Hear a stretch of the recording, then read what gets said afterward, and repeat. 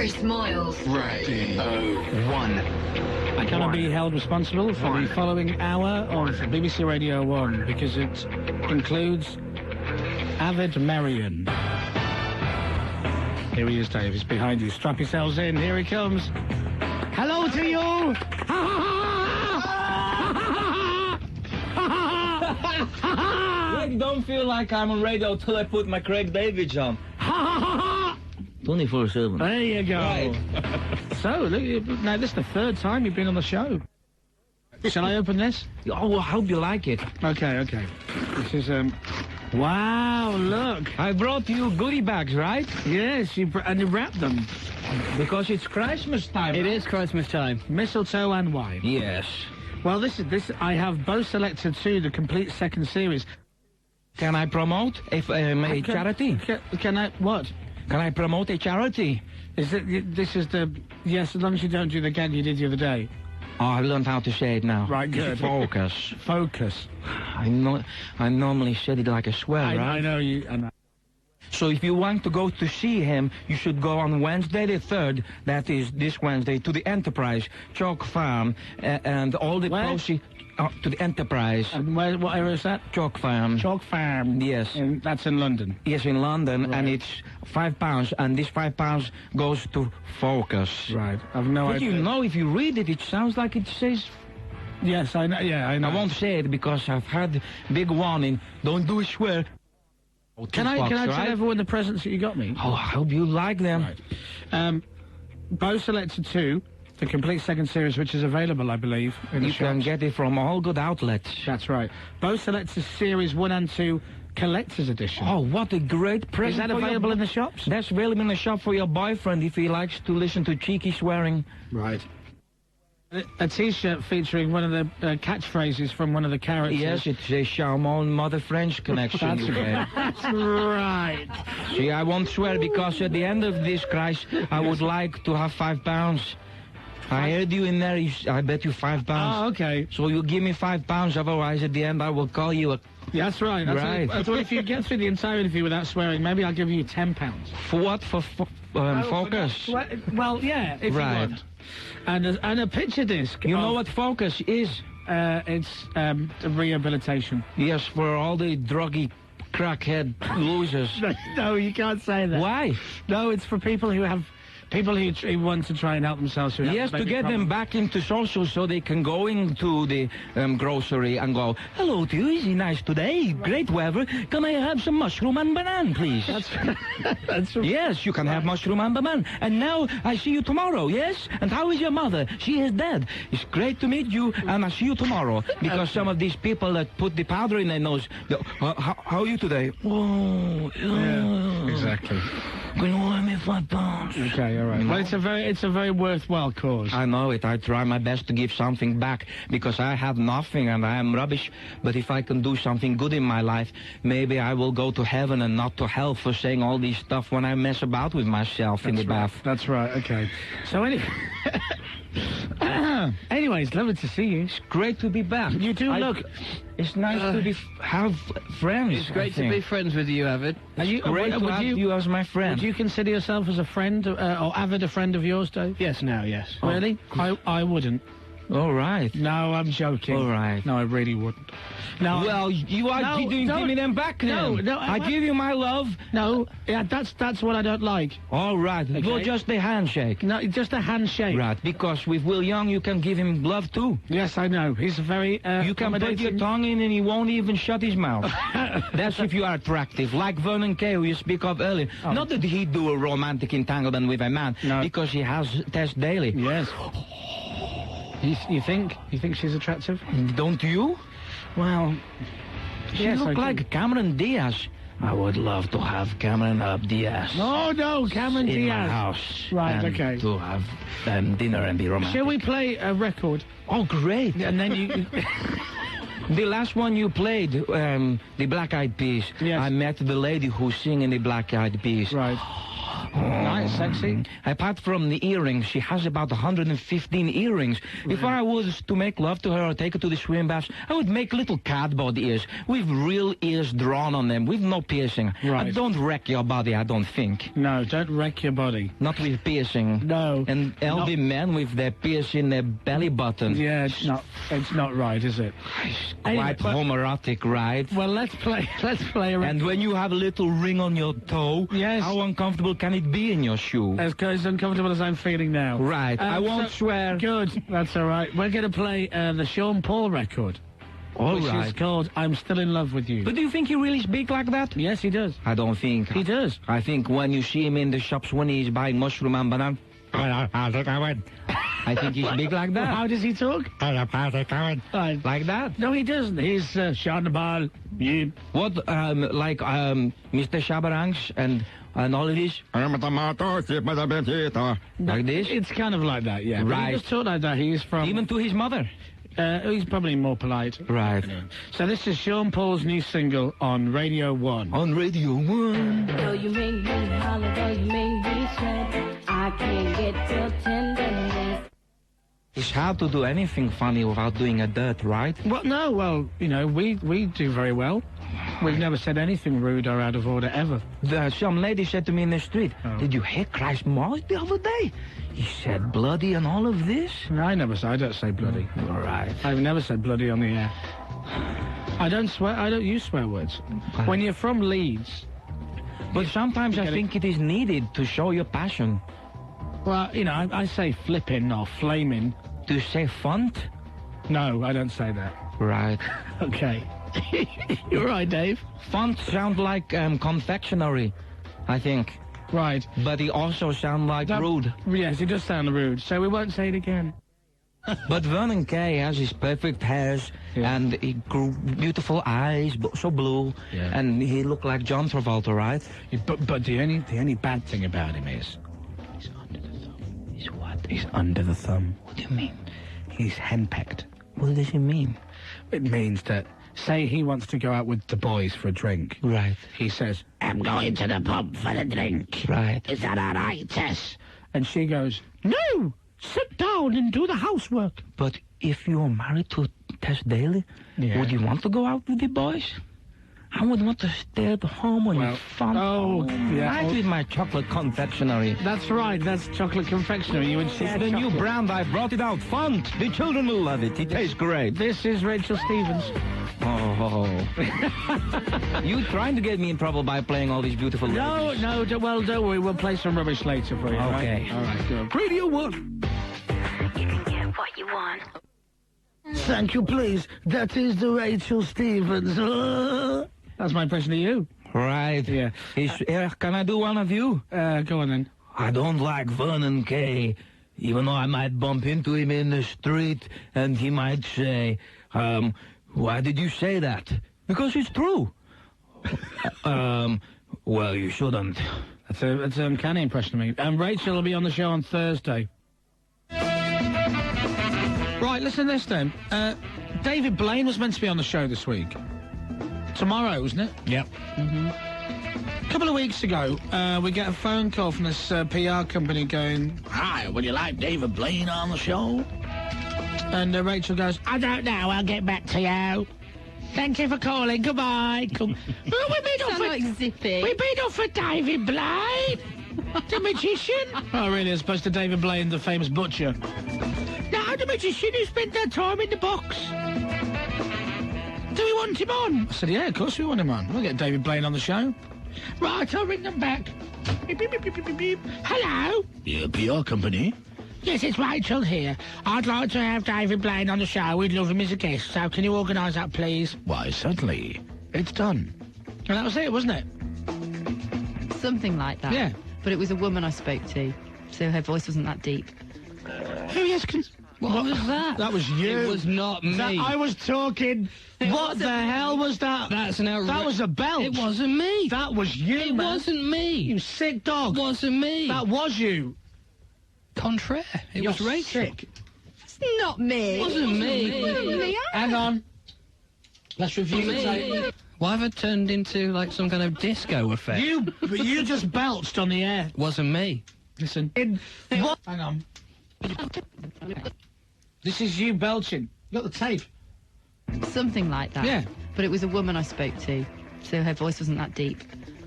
Who yes? That's you. What? It's like somebody opening a door in your throat.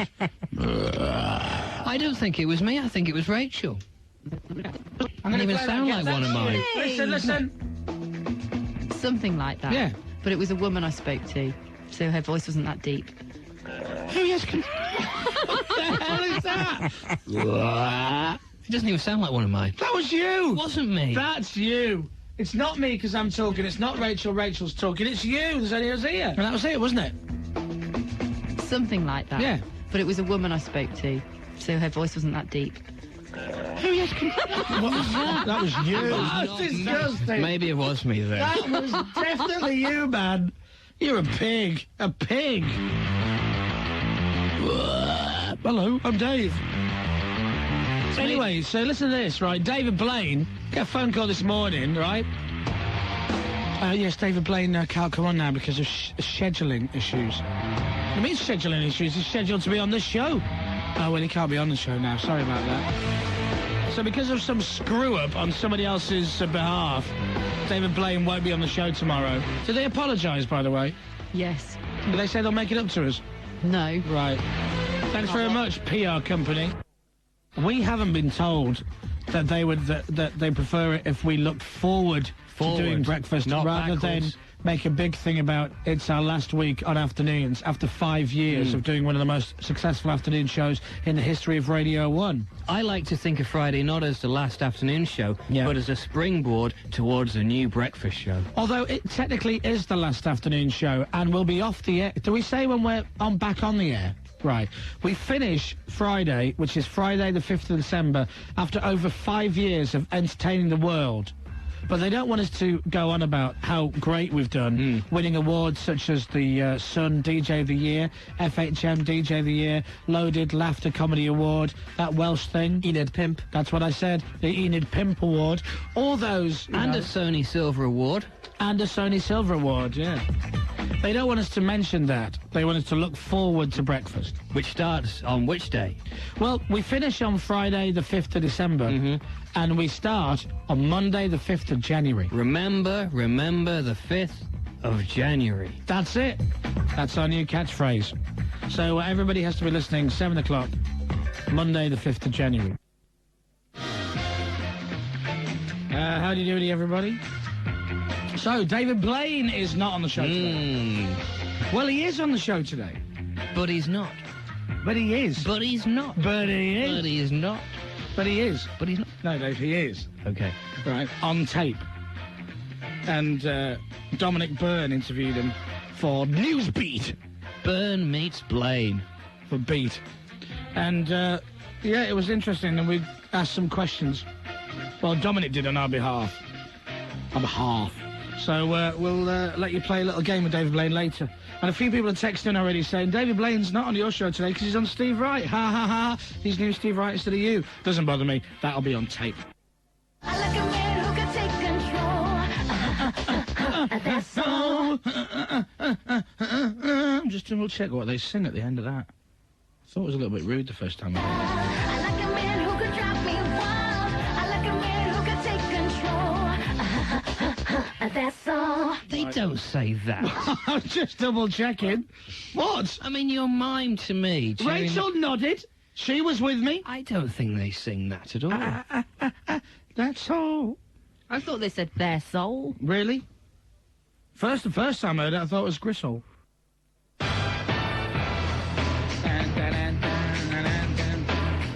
So Blaine was meant to be on today. He's meant to be coming into the studio live, and he ain't here. But we still kind of got him on the show. So we'll do that when? 4:10? You want to do that then? Yeah. Right. So Paul Daniels is still waiting in the wings then? Yeah, to the point where he's left a message on my voicemail. Saying what? Saying this, actually, yes. Hi, Chris. Sorry you're not there just a minute. It's Paul Daniels, and can't tell you how much I'm looking forward to talking to you. Yeah. Can I? Yes, I can. That's his message. That's really him. Yeah, Paul Daniels. Oh, Debbie! Not a lot. So, we need to kind of work out what time, because I'm holding out for... The thing is, though, surely we need to set a deadline for the other people, and then when that deadline is passed, then we contact Mr. Daniels and see if he will do our show. Jimmy, I'm going to be on Chris Moyles Show now. That's magic. Oh. Not a lot. Shut up when you're not a lot. 50-50 was the chance of getting Ozzy on the show today, was it not?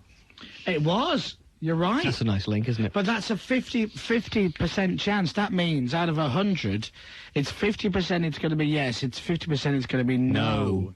You see? So equal measures. So what? Equal measures. Right. Okay. So you said so. I didn't say You said so, equal measures. Nope. Huh? Not on this show. Right. Anybody else's show? Nope. Right.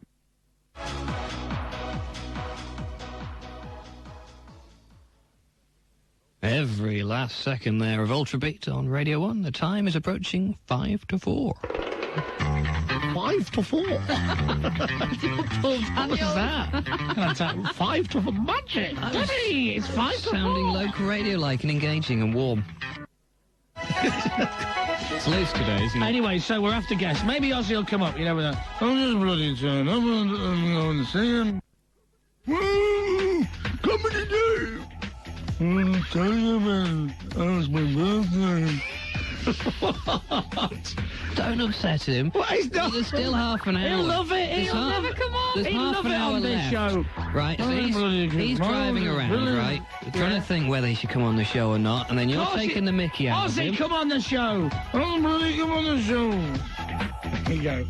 He'll be in his car going, let's go around and see him. It sounds like he's a nice guy. I think he's bloody funny. He was really nice to Kelly. Not the singer, but is Kelly, do you know what I mean? I believe I can fly. Who was the person you admire the most, David Copperfield or Paul Daniels? The person I admire most, I'd have to go with my mother. Not Paul Daniels. I don't really watch too much of the other magicians. He's a short magician who says not a lot. I don't know. I've never seen him do anything. Okay. Right, there you go. He's good, isn't he, old David Blaine? It all sounds like he's just going to doze off. What about your favourite colour? Red. What do you want for Christmas? Some DVDs. Some DVDs. Okay, next question, which is one of my favourite questions, is... One of the more serious questions you'll be asked today, probably. What's your favourite Back to the Future film, and why? Oh, the one with Crispin Glover, for sure, because he was the greatest. Do you prefer cats or dogs? I like both, but cats. Now, Chris Moyles, you were due to be interviewed by Chris Moyles today. Unfortunately, you couldn't manage to fit him into your schedule today. Have you got a message that'll make him feel a little bit happier? Tell him I apologize. We're in a whirlwind, and I'm not the best speaker, so if I've left anybody out, I apologize.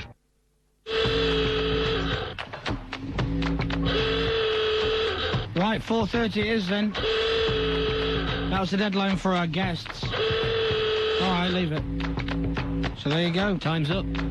Time is up. Paul Daniels then. Pass the Dutch, Debbie. Pass the Dutch, Debbie. Not a lot. So childish. Paul, Debbie, I'm passing the Dutch. So upsetting. This is from the Gadget Shop, and it's lightning reaction. Okay? Mm-hmm. It's a little circular thing with 4 handles clipped in. So what you do is you clip the handle, you take the handle out and hold it in your hand. Okay? Then you select the number of players, 4, then you hit the button. And then eventually it stops on one of the handles and electrocutes them, making you go, ah!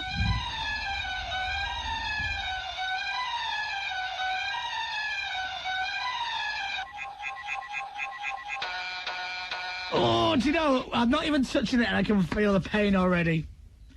Right, you ready? Yep. Now, Dave, no cheating. I never cheat. Okay? Everybody else, no swearing, right? Choose number of players. Right, stop moving away. Just hold it in here. But you gotta hold it like this. I am. Okay? You're gonna get the next record ready. Apologies if any of us swear. Let's go. Oh, that was straight away! That was me! That really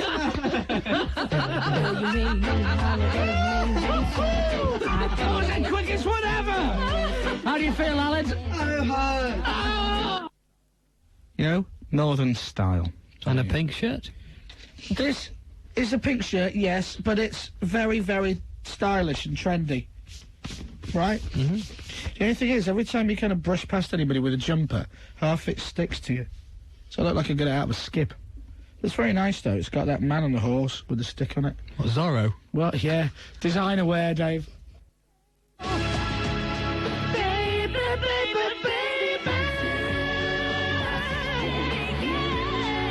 Send us a text if you're listening to the show. Text. Send us a text. 81199. Send us a little message to the show to 81199. It's our last day on the afternoon, so if you just switched on, it's our last afternoon. Thank you very much, by the way, to all the people that have emailed from around the world, particularly America, saying that they won't be able to listen to us after today. That's right. Thank you. Forget it. Come on. I was just going to say thank you very much for the support, but you cut me off. All right, off you go. Say it. I've done it now. You're such a pain in the arse. Say it. I'm going to play the end of it again. You say it, and then off you go.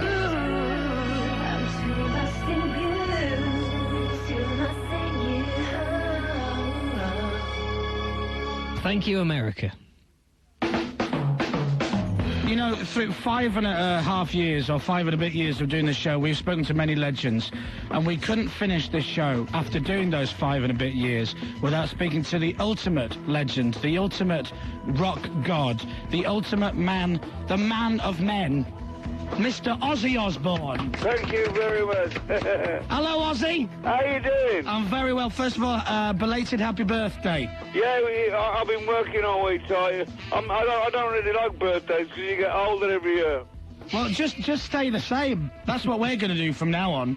Yeah, okay. How long are you in London for, Ozzy? I'm staying till the new year. So that you can have a cold Christmas. Fine. I didn't realise how great England is until I got back. It's the first time back in nearly 2 years. Wow. See, we miss you, though. It's not the same with you living out in L.A. I'm not going to live there all the time. I'm coming back here. I'm a brummy. Yes! Listen, you can always stay at my house. I've got a spare room. I might take you up on that. You are more than welcome, Ozzy. You are more than welcome. Well, Chris, once again, congratulations on the breakfast show. Thank you very much. You're going to do real well. It's going to be great. I know. Listen, I'm going to do it. I hope you'll be listening. Well, I don't sleep, so it's got every chance of me listening. Well, listen, if you can't sleep and you want to come in and just hang out, we'll be in. Will do. Every morning we'll be in from about 5:10. Okay. Although I'm not looking forward to the early mornings. I'm not good at getting up in the morning. You'll get used to it. I know I will, but still, you know, the money helps. I've got to admit. Well, if you don't want that, you can always send it my way. I don't mind it. You don't need it. You're laughing. You've got loads of money. I haven't. My wife has. Well, that's true. So what's your plan for Christmas Day? What are you going to do Christmas Day, Ozzy? I'm one of these bar humbug guys. I hate Christmas. Right. Well, you know, you can just... It's for kids, really. Well... Kids and piss artists. Which is why I enjoy it so much. So listen, you've done a duet with Kelly. Yeah. Change. It's an old Black Sabbath song. Yeah. Change, and it's come out better than I expected. I think it's a good record, and it's nice that you and Kelly do it, because a lot of people wouldn't do it because they'd say it was tacky or anything. But I think it's quite nice, man. Yeah, thanks. Pleasure. And if you ever want to do a duet with me, I am always available. I'm okay. Seriously, man, I've got a great voice. I can sing. Go on, let me hear you sing then. Finish with my woman, 'cause she couldn't help me with my mind. There you go. That's very good. Thank you very If I much. ever want somebody to stand in, I'll give you a call. I am always available, mate. I will be at your beck and call 24 hours a day. Anyway, I've got to push off now, listen. before I get a BBC band together. Okay, you're on. All right. Listen, lovely talking to you. Have a wonderful Christmas, Ozzy. God bless you. See you, man. Bye. Bye. Man, that's my early Christmas present. Told you it'd be good, eh? Ozzy Osbourne. Ruddy wow. And no John Culshaw anywhere. The real Ozzy. Right, should we play the record then? No. This is Ozzy with Kelly, and the song which comes out on Monday. This is Changes. Drizzle in the south later, rain clearing in the north, tomorrow turning clearer and drier. And next from us, that full World Cup draw, plus Rachel Stevens and Busted talk record of the year. That's Newsbeat at 5:45. Oh, that's it? That's it. That's it. David? Chris. You reading our sport has been... Okay. An item. Thank you. It's been an experience. I really wish you all the best. You with too, Chris. Whatever you go on to do. Probably more sport, I'd imagine. Excellent. You do it so well. Thanks. And I wish you all the best with the white man afro that you have upon your head. Like a soul man. Yeah. That's right. And good luck with everything. You know. Cheers. If you ever decide to come out, we'll be there for you. Yeah, I don't think I will, but thanks. Oh, well, you know, it's up to you. Huh? Don't deny your feelings, son. That's all I'm saying. And George? Yeah. It's been a pleasure. It has. Yeah, I've loved you reading our news. I've loved reading your news. People don't know. I had a fight with the boss of news to get George on our show reading the news. I know you did. That's true. Yeah, and you won the fight. Yeah. And he's still in hospital with bruises. It wasn't a punch-up fight. Not a fist fight. Well, that's what everyone told me. I'm saying something nice here. I know. George is a very good newsreader. She's a very, very talented journalist, and she will go on to bigger and better things. I'm waiting for a punchline. There is no punchline. When you say but. There is no punchline. She's a very pretty, beautiful, funny, talented, charming woman. But. And I've enjoyed you reading the news, and it's been a pleasure working with you. It's been a pleasure working with you. I wish you all the best. And you. And I will still see you, hopefully, in the building. I'm sure I'll see you at some point in the building, although I don't get in that early. I'll hang around for you. Thank you. And I'll sometimes listen to your breakfast show. Thank you. I do love you very much. I think you're a really top person. You're a very kind, nice man. There you go. You're waiting for me to say something rude, aren't you? Yeah, I am actually. No. Go on. I'm not going to. Okay. But you will later in the pub, won't you? When you've had a few drinks, then no, it'll I'll give you a start. big hug and a kiss and buy you the drink of your choice. Okay, and I'll go home very, very suspicious. Okay. And wonder whether you stuck something on my back. No, I'm not going to do any. There are no jokes, George. To take it for the compliment that it is. Okay. All right. Thank you. Bye-bye. Bye-bye.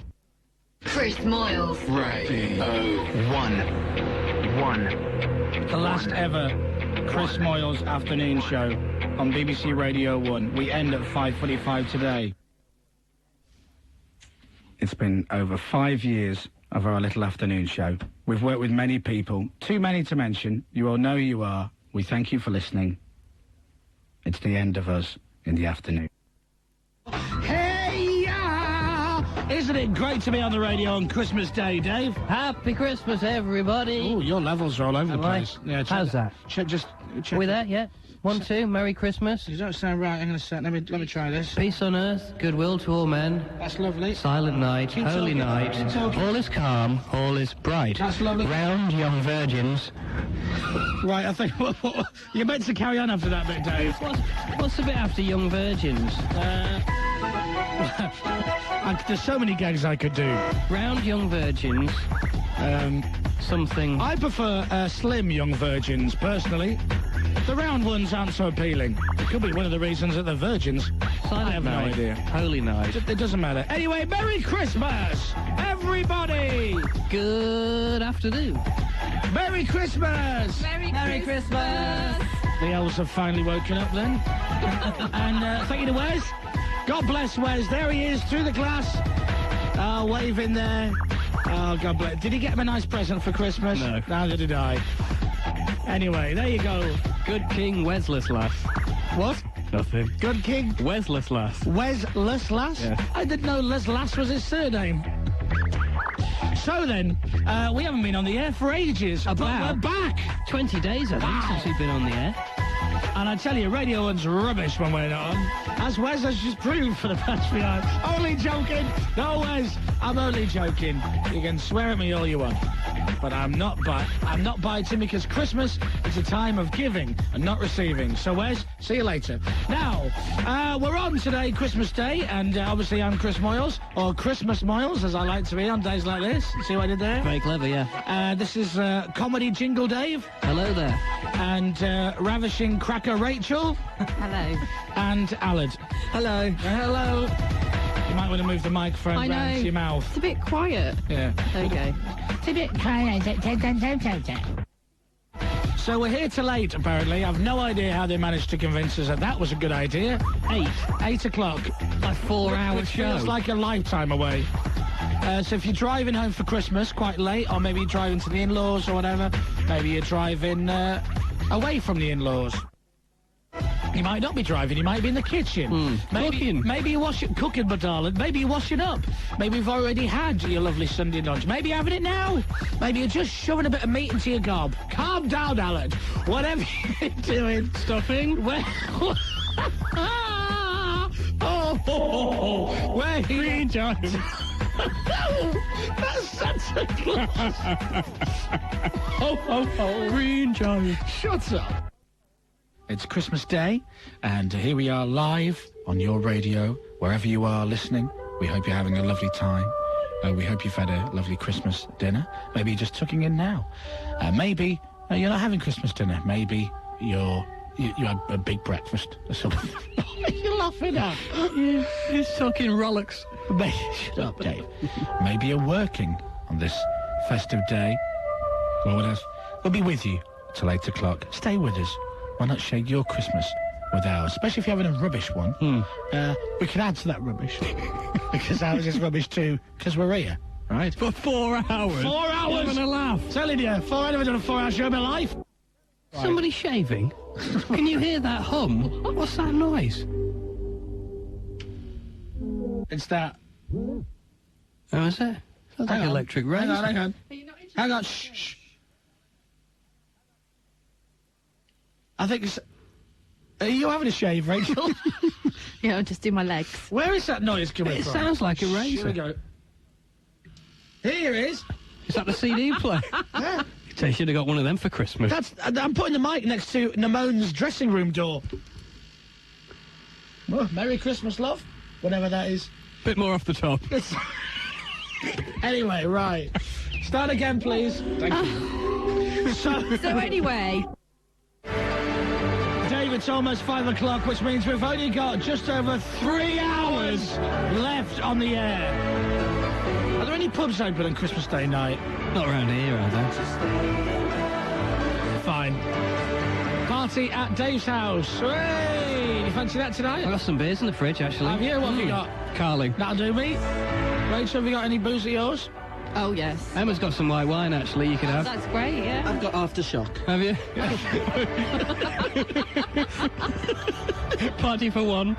Alan, have you got any booze in? PB Sham, right, round today's is it's Christmas Day. Hello, happy Christmas, everybody. Bang grenades. He became a Christmas mood. Yeah, Christmas classic.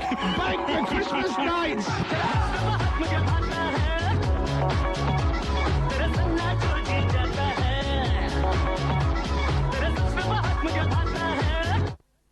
It's just after 5 o'clock. Hooray! 3 hours left, Dave. 3 hours. How are we going to fill the time, Rachel?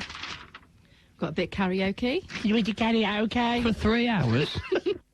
Are you drunk right now? I wish I was. Would you like to be? We've got loads of booze upstairs. I'll go and have a sherry. I thought you were going to say you could have a shave. That's Namone. Oh, dear. If you just tuned in, by the way, that was a joke from before and isn't in any way a sort of a bad thing that we're saying about our colleagues. Happy birthday. Not happy birthday. Oh, bloody hell. Merry Christmas, Namone, if you're listening. You're doing well, mate. You're doing really well. We just swore on Christmas Day. Wasn't a swear. Yeah, going to hell. Dave. You're going to hell. echo came from, but still. Right.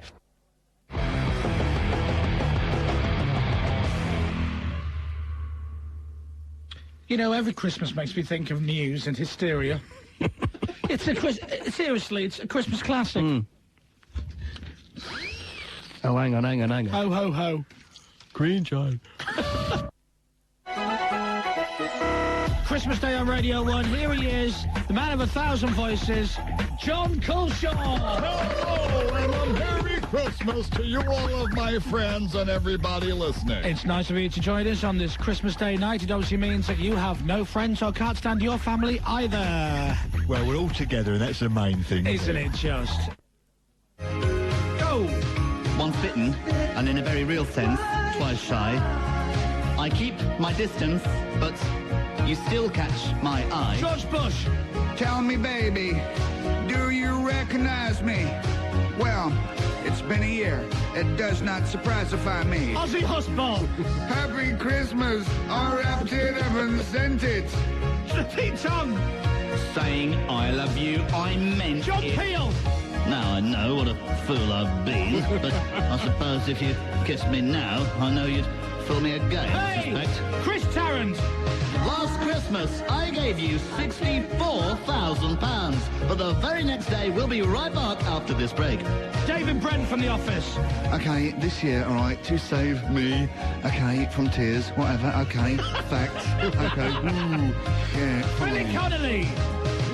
Last Christmas, I dyed my moustache brown, but the very next day, I dyed the thing pink. Robbie Williams. Hello, thanks for all my Christmas presents and my awards and my house and everything. I'm Robbie Williams. Live the dream. It's not in the words, but I don't care. Right, this has got an instrumental bit. Okay, I suppose, right, when the show goes out, this kind of thing can be edited, okay? It's fine, you're sounding good. David Dickinson. A crowded room, friends with tired eyes. I'm hiding from you and your soul of ice. So you get out there. Aled. My God, I thought you were someone to rely on. I guess I was the shoulder to cry on. Trevor McDonald. A face on a lover with a fire in his heart. A man undercover, but you tore me apart. Brent Sadler has this report. I think we've run out of names, man. Very well done. Very, very well done. I didn't think you'd pull it off. I also thought with the amount of alcohol we've had today, you would have sworn. But you didn't. No. Particularly liked Aled. For the first time in my life, I didn't think I'd ever say that out loud, but I did enjoy Aled. It was way off. It was not. I was speaking. I thought it was way off. It was nothing like me. It don't sound anything like me. I'm a lot more butch in real life. Oh, I'm like Hulk Hogan. I'm the only Hulk in the village. Anyway, thank you, John. Merry Christmas. Merry Christmas. And we'll see you later for a few drinks when we finish the show. Yeah. John Culshaw, everybody. I can make that dream come true, too, a.k.a. for you. There we go. You know the phrase, softly, softly catch a monkey? Gareth Keenan in the area. I can catch a monkey. I'm a friend first and a boss second. Probably an entertainer third. Oh, God. Such a sad little man. We're like one big organism, one big animal. Yeah, the guys upstairs on the phone, they're the mouth.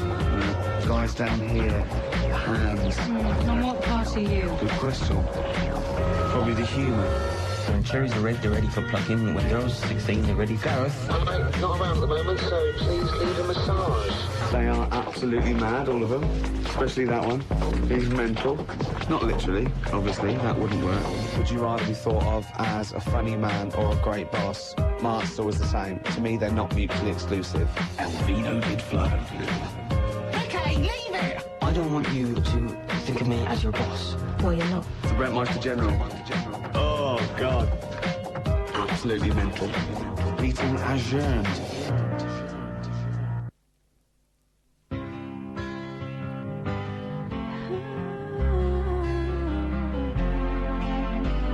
It all started way back when, in 1967. A DJ called Tony Blackburn came on the air and said, And good morning, everyone. Welcome to the exciting new sound of Radio 1.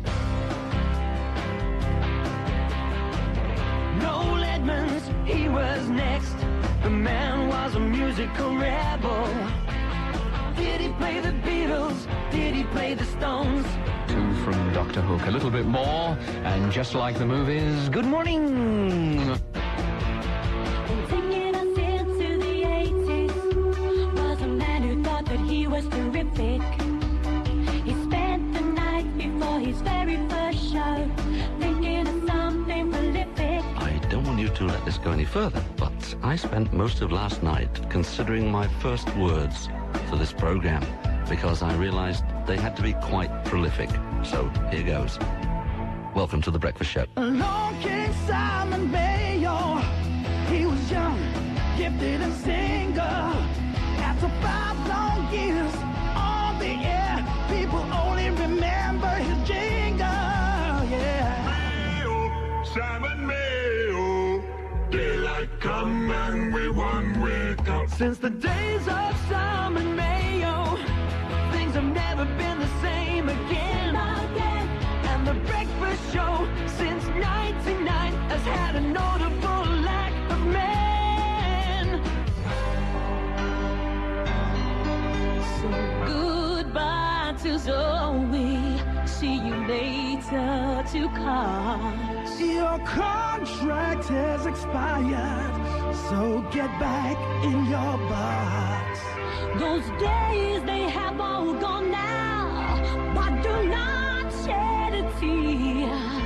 From now until they fire his ass, the Savior is here. The Savior is here. The Chris Moyles Show. Chris Moyles Show. Chris Moyles Show. Chris Moyles Show. Chris Moyles Show. Chris Moyles Show. Chris Moyles Show. Chris Moyles Show. Chris Moyles Show. Chris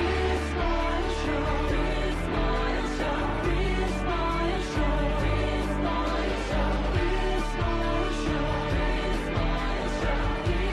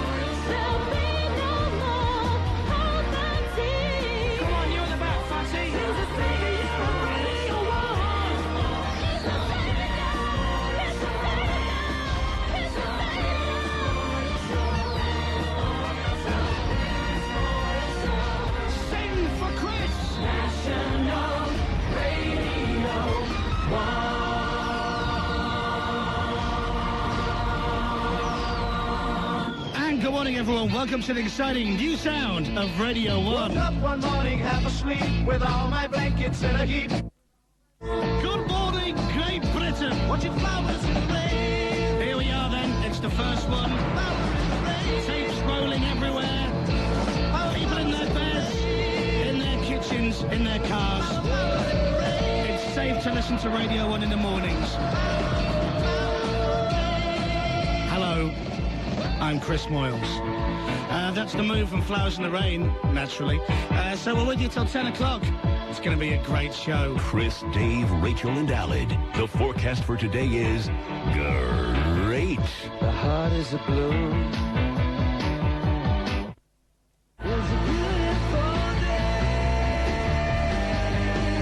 U2 and Beautiful Day from Radio 1. Morning, Britain. I am Chris Moyles, the saviour. Hello. First of all, look at the text messages to get all the compliments and, you know, good morning wishes and everything. Carl has already texted in. Thank you, Carl. Great start. But then again, Leeds had one of those yesterday, didn't they, Chris? Sadly, we don't have time to discuss the Leeds-Arsenal game from yesterday, just because it's the first show, and it's so busy and tight. I'd love to, sadly, play all the Arsenal goals, but we just don't have time. I'm really sorry about that. The Chris Moyles Show, National Radio 1. Right, so it's a brand new show, completely different to anything you've ever heard before. Moyles' Big Ones coming up. No, joking. And it's the same people that used to be on in the afternoon. Dave's here, Comedy Day. Hello and good morning. How you feeling? I'm very good, thank you. I thought that opener was quietly understated. I thought so. Yeah. Aled is here because you can't do a show without Aled, the only one in the village. Good morning. Hello. How are you? Very excited. I can see that you're dressed down for today's show. I've dressed down, yeah. How would you describe the history of that jacket? What? Doesn't matter. So, and it's all been produced by the legend that is Rachel from Kidderminster. Hello. I'm going to tell the time now. You ready? Yeah.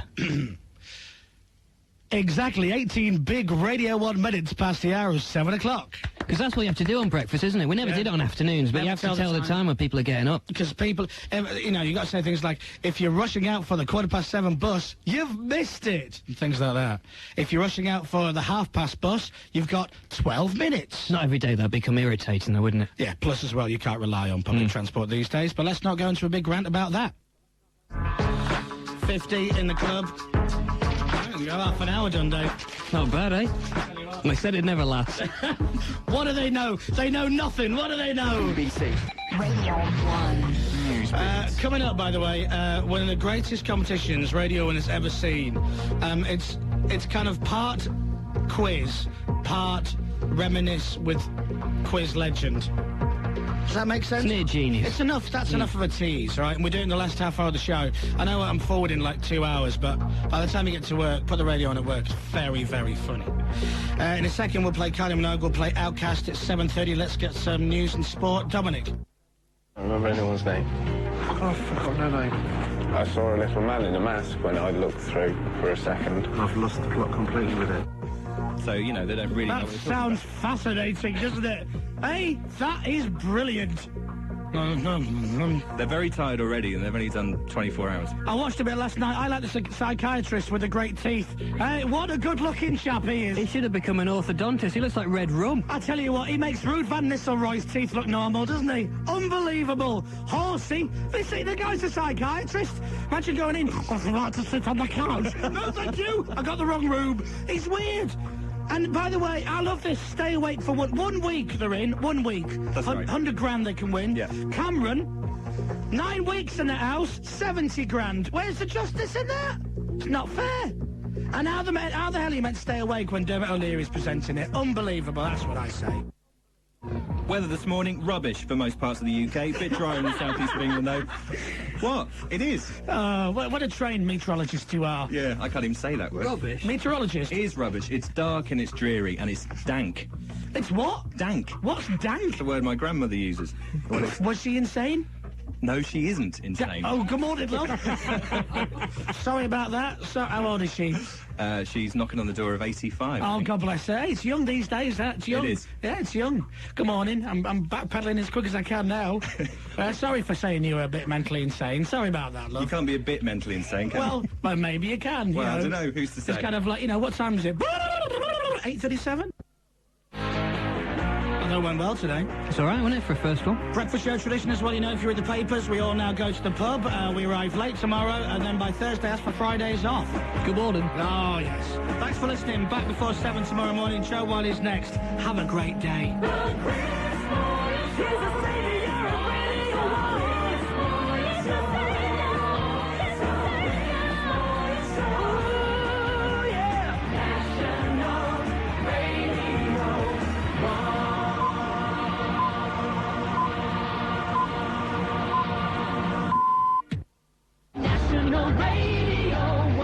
So, not content with taking over the breakfast show, I now want to eat into 5 minutes of Namone's show. As of today, then, we're going to come on at 5 to 7 every morning. This is Radio 1's top secret weapon against the battle of breakfast throughout the UK. Instead of 7, we start at 5 to 7. Genius! Who'd have... No one saw that coming. You didn't see that coming. It's amazing, almost. I'm telling you. Right, so Wogan's been talking about us, apparently. Old Chris Moyles. Radio 1. God bless him. But he was talking about us yesterday. He's to give us a nice few mentions. He's obsessed. We've got the audio from yesterday, which I haven't heard yet. Ali just heard it. I have. Is it complimentary or negative? Or both? Majority of it is complimentary. Right. There's a little bit in there that... There. You'll Listen to pick up. Chris Moyles on Radio 1. Why not tune in? He's a fat... whatever. This is Wogan, then, from yesterday. Is it yesterday, today, yesterday? Yesterday. Right. Sheryl Crow. On Radio 2. Radio 2, yeah. I'm very glad to be here, I can tell you. Yeah. It's a Monday the 5th of January. Yeah. And Len Horridge says, yo, Discmeister. So, bad news then. Not only were you not on television over the festive period, now you're up against Chris Moyles, or Moylesy, as he's known to his crew every morning. He's an engaging fellow, old Moylesy. Really? He's got a BBC One advertising campaign and 14 scriptwriters on his side. Have I? And what have you got? I've got Dr. Wallington, Peter Withers, McGillicuddy Walters. Yeah, I've got a weather chap. We don't have a weather chap. He's not a fair contest, is he? No. And old Moylesy starts at 7 and does it for 3 hours. Oh, what? You know, we do it for 2. Yeah. In no time at all, Moylesy will have 200 to 300 listeners. So that advertising campaign will look like money well spent. Like you are. Well spent. Then horrible. I've seen that ad for Radio 1. He's what is he, a refuse disposal operative? Bin man. Walking about, old Moylesy. Yes. Effing and blinded. No, I'm not. And throwing bicycles over the wall. Yes. And the final shot, he's picking his nose. What? What is that? What is that telling people? What does that tell people about Radio 1? That it's great. For nose pickers everywhere. Dustbin of the UK. Anybody who's ever thrown away rubbish, this is the station for you. Plus, I have my own hair. Thank you. Anyway, thank you, Chris. Here's Victoria Beckham. Mainland. Cashback. Hot top. Standing in line to see the show tonight, and there's a light.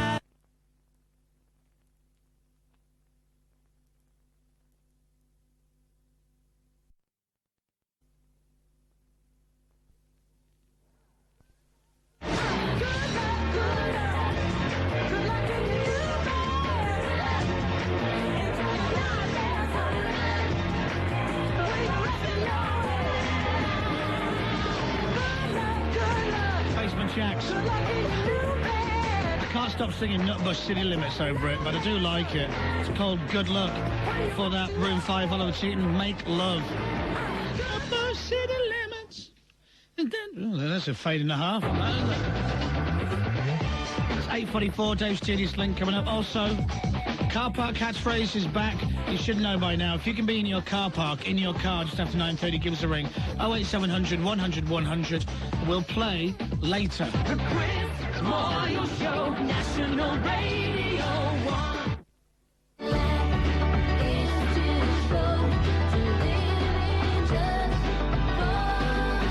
What? Sorry, what was she saying? Who's Rachel's been making rude comments off the air. Slanderous accusation. Yeah, about her fellow colleagues. Whoa, what is that? Oh, mind the equipment, love. Calm down, Rachel. What are you doing? I'm trying to defend myself in the Can I just say, Rachel's just knocked a load of stuff over onto the studio floor, and it's way too early to be making noise like that. And the reason is, Rachel, now, everybody says I've got a big ego. Rachel needs 2 sets of headphones to listen to herself in the morning.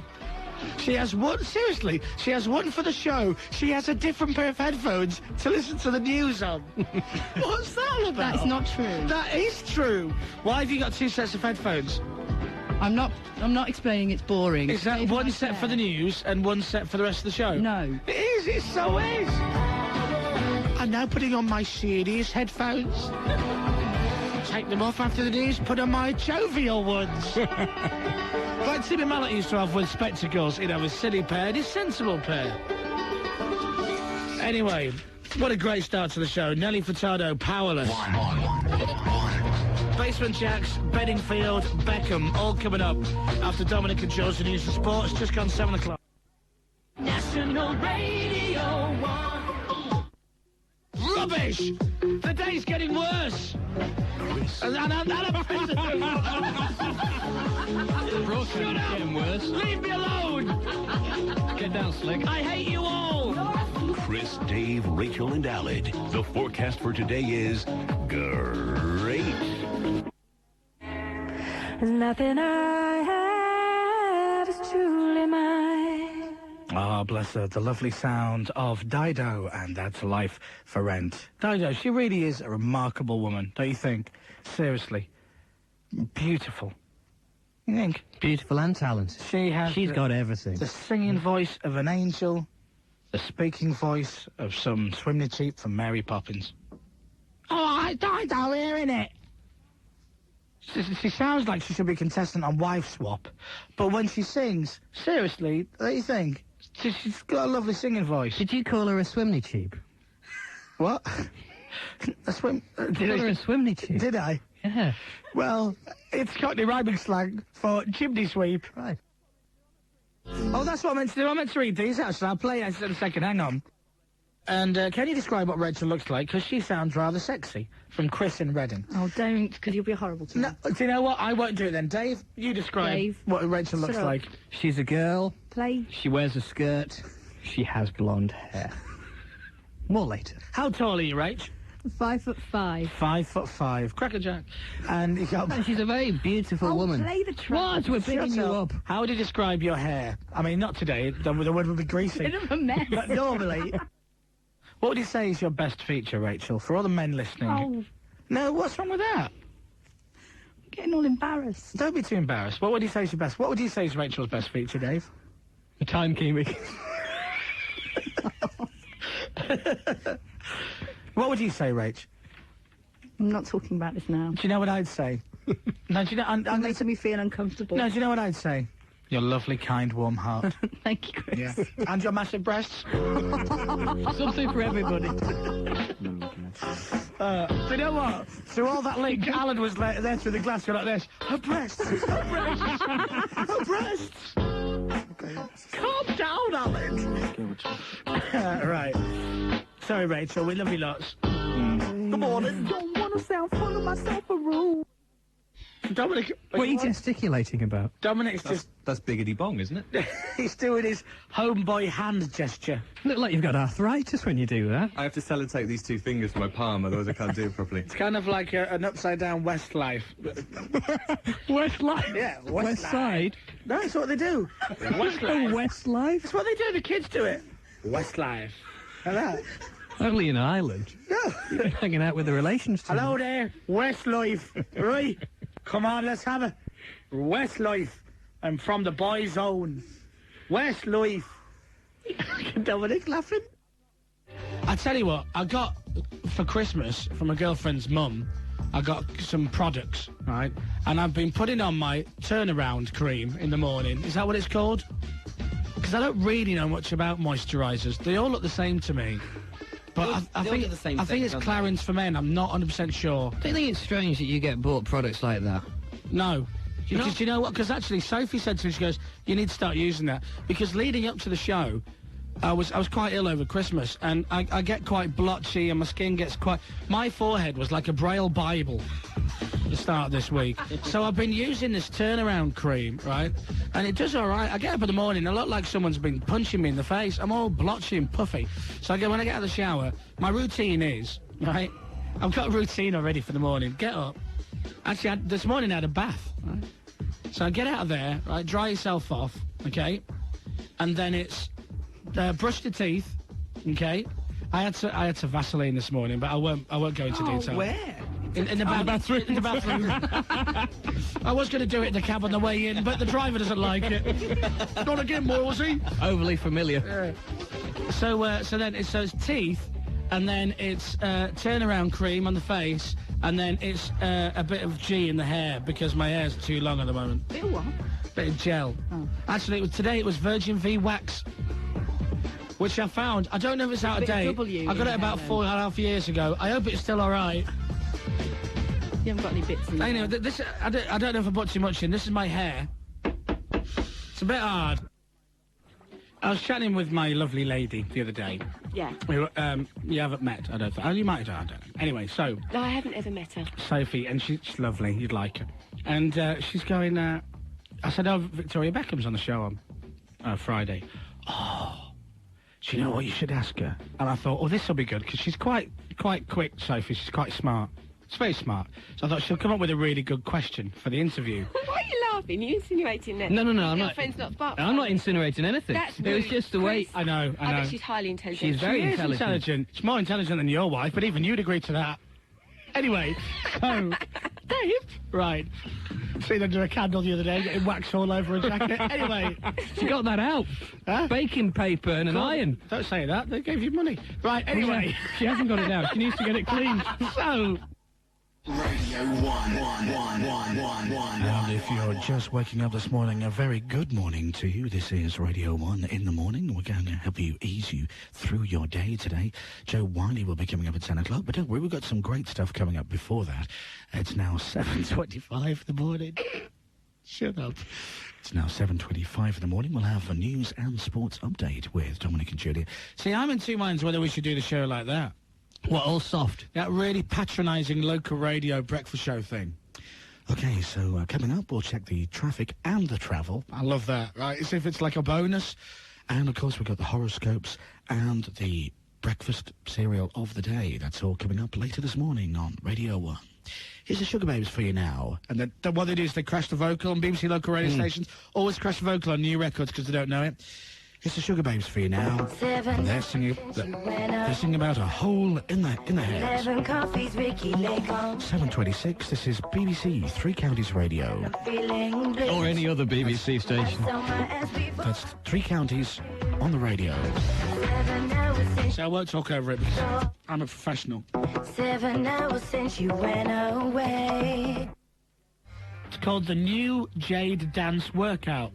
If I can do it, so can you! It features, Dave, all new grooves, all new moves. Sounds excellent. Yeah. And if the advert doesn't make you laugh, then there's something wrong with you. Join Jade for her all-new dance workout. Let's get fit and get dancing. Jade's all-new dance workout. Are you dancing? Are you asking? I'm asking. Then I'm dancing. Jade's all-new dance workout. Out now to buy on video and DVD. Let's get fit and get dancing. I can't wait to get down HMV. I'm going to buy it today. That is shocking. Have you ever heard anything so ridiculous in all your life? Let's get fit and get dancing. Let's get fit.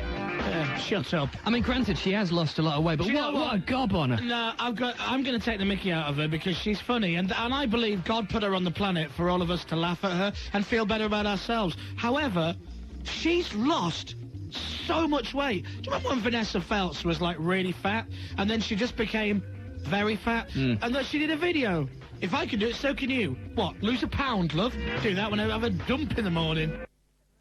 I'd just like to say, are there any people listening from Rachel's Weight Watchers class, right? If she comes in tomorrow and goes, I've been really good, I haven't had any bacon sandwiches for breakfast. She's just been looking at some cupcakes for breakfast. Cakes. But they've not got many calories in. Yeah, but they've still got calories in them. What's better than eating cakes with low calories? Not eating the cake. Look, pass me this box. No. No. Leave it. Look at this. These are M&S, right? So it's the well, whatever count on us range, right? Less than 3% fat. Well, you can have one of these cakes. It's 130 calories. That's not much. I'll go swimming later. Yeah, but don't eat it, and that's 130 calories you've saved. If we keep going like this, I'll be really thin anyway, won't I? Not if you keep eating cakes for breakfast. The lovely, wonderful and talented Matt Lucas is here. Yes. David Williams is on the show as well. The BBC Radio Collection Little Britain CD is here. It's the Sony Award-winning BBC Radio 4 comedy. That's right. Some people don't realise, but it was actually we did a couple of series on radio before it reached TV, and we've released this lovely CD which you can go and buy right after this show finishes. And we're signing copies at 6 o'clock today at the Virgin Megastore in London. You're in singing Piccadilly. at Virgin. In Virgin in Piccadilly, the one near Piccadilly Circus. And near Eros. we're doing it in character. As You're Lou and singing- Andy. Are you? Yeah. Which ones are those? Well, I say, Andy? Yeah? Which CD do you want? That one. Those characters. Yeah, no. Is it? Which one is it? Because I've told my family that it's the one on Oxford. Oh, that's what that look meant. No, it's in Piccadilly. Oh, God. You were going to go to the wrong one. I'm seriously going to go to the wrong You one. need to No, check it's your own Piccadilly. website. Okay. Sorry. Sorry, Mummy. anyway, you were talking about our fabulous CD before That's I right, interrupted. yes. which you can get signed by yourselves today. Yeah, no. If you can I ask you a question about that? Go on. Because that, for me, that's the most repeated catchphrase from the show. Yeah, no. And we were talking about my mate Christopher does this all the time. Right? Yeah, no. Yeah. You know, and he's always doing it. And me and my girlfriend Sophie, you know Sophie. Yeah. You haven't got a girlfriend, you liar. She's my beard. Now, and we were talking last night about that character. Yeah, no. Right. And I was saying, I was doing my appalling version of it, right? Because it's not a good impression that I do. Yeah, no. And Sophie turns around and goes, he's not a Scouser. And we got into a debate on where he's from. Herby. Scouser, yeah. Yes, there you go. Get in. Huh? No flies on me. Do you like it? Like what? The impression that I realised I haven't done. Oh, well, yeah, do the impression then. Let's hear you. How can you ask them if they like it and you've said nothing? Well, because He's got all shiny. Go on. that one. That's not bad. Thank you. It's a kind of camp version of the character. It's a slightly sort of high-pitched, slightly effeminate version. Get out. By the way, are you aware of the... today we're allowed to say it, by the way, but are you aware of the Little Britain catchphrase kitty? Well, I am aware of it, but we are exempt. Well, you are, yeah, and everyone is today. How much have you raised so far? Is Rachel- it £10 a time? Rachel, yes, tell her a go. Rachel said it twice on the air. Technically, Alid said it. No, you What did you say? I said, right, there's two DAT machines here. I said, which one are you recording on today? Is it DAT 2? And you went, no, it's DAT 1. Yeah. Which technically counts. Also, if anyone says, yes, any point, or just yes, that's also our catchphrase. We've invented a catchphrase which is the word yes. Well, that's, you know... So if anyone uses the word yes at any point, it's because of us. No! Yes! I think that's very mean. Ali just told me he pays to work here anyway. You know. So we taking should. even more money from him. He's the only Welsh in the studio. We told him once, we said to him once that when you were writing Little Britain, Yeah. you weren't sure where the what's his name, the character? Davith. Right, we weren't sure where he should be from. You know, he's your favourite. And the story was, I said to Alan, apparently the story goes that they were writing it, and we were on the background on the radio, and they heard Alan you talking, Alan, and they went, let's make him from Wales. And Alan went, no, that's not true. And then goes, it would be a really nice compliment if it was, but that's not true. What's this theme from? Treasure Hunt. Oh, I thought you were going to say the Chris Moyles Show. No, Treasure Hunt, that was it. No, we have our own theme.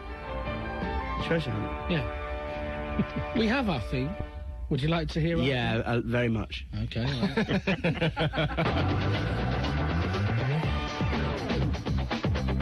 Yeah, Matt goes, yeah. As if he goes, yeah, of course. I recognise it now. I thought I'd better do that, yeah. No, it's good. And there's a bit of singing, then it goes back into the music again. The Chris Moyles Show, National Radio 1. That was the singing bit. Yeah. Do you like that? Oh, it goes on a bit, doesn't it? It's 12 minutes long.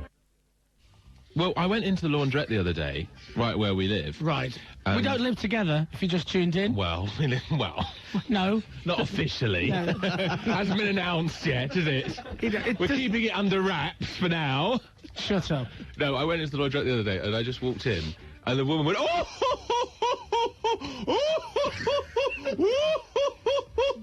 like that. I said, why are you laughing? She goes, I saw you on Little Britain.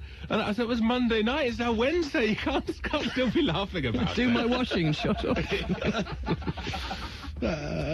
I don't know. But they shout out, I'm a lady to me. And they Do ladies shout that to you?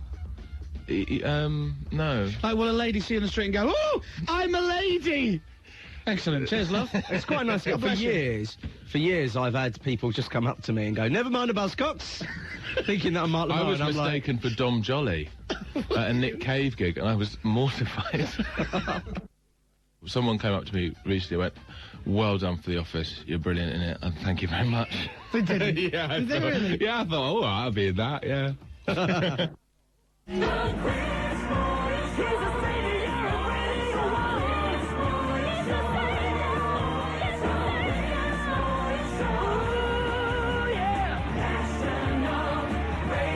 Hello.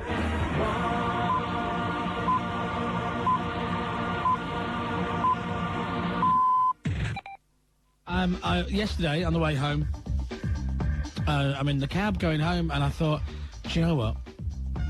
Now that I am the breakfast king, and I've got my new money. Oh, I haven't been paid yet. Neither have I. I haven't been paid yet. I mean, done a week on the air, no money. What's that all about? Anyway, I thought I'd treat myself to a couple of Xbox games. And I got, because I've only got one controller for the Xbox, and I'm thinking that, you know, I'm going to spend a lot of my days with my friends who do voiceovers for a living, John Culshaw, when, you know, there'll be days when he has, like, you know, an afternoon free. So I bought another controller, but it's radio controlled, right? Which means that you plug in to the Xbox in the front, right? Yeah. A little box thing, which picks up a signal from my new controller, which has no lead.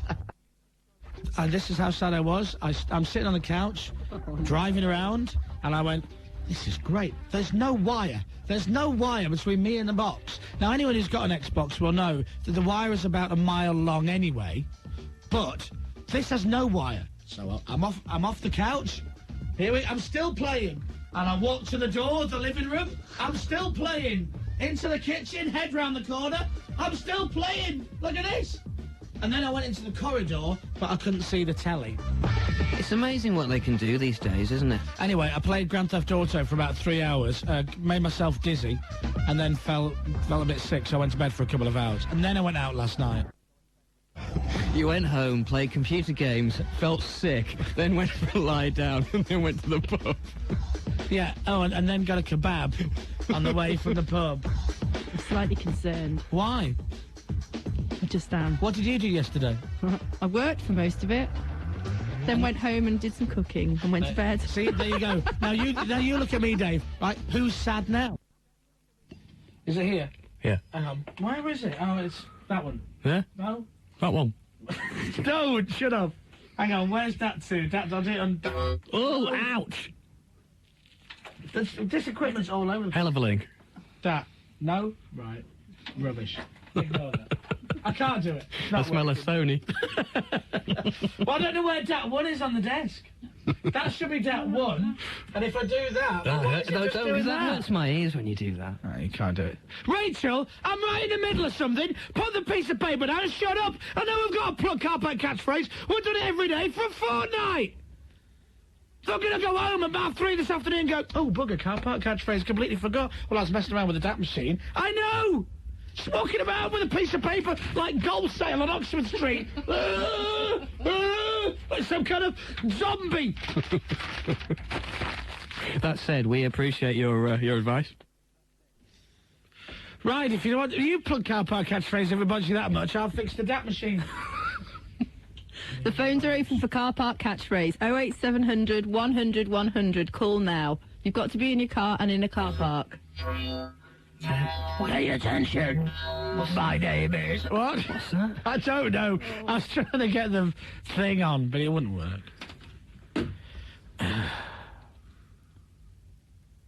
Seriously, mate, I'm telling you, Wogan must be bricking himself.